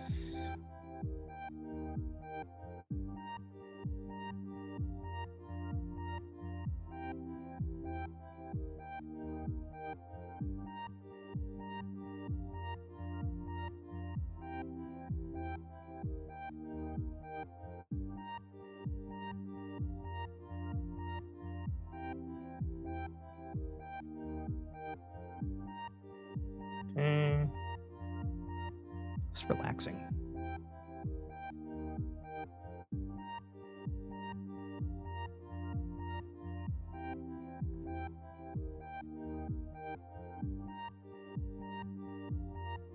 Come on. Okay, Twitter's not functional yet on the phone. Well, it's because you keep calling it Twitter. Listen, you know what? My Twitter Mac app, my official Twitter Mac app still works, okay? I will continue to call it Twitter, alright?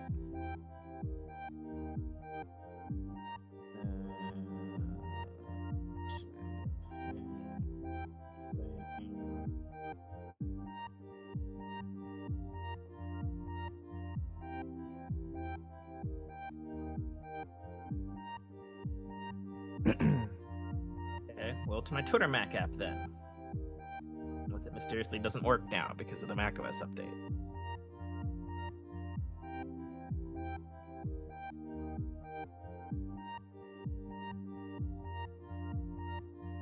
Oots. Oots. Oots. Oots. Okay, tweet sent. I only have my profile on my Mac, so I can't send to the other tweeters. So I guess we're good. Let's do the fucking show. Cool. Did you post to the Discord? Yes, Discord posted. Okay. My personal Twitter posted. I suppose you could post it to your Twitter as well if you wanted to. Okay. I don't have access to my DWP or my fork disk or my fork tweeters as of this time. Okay. We I will want to just do a have marker? get those. Yes. Okay, let me mute real quick. Okay. Oh, and I should be running on my end. Okay, running. Skype's recording. Audio hijack's recording. Things are recording.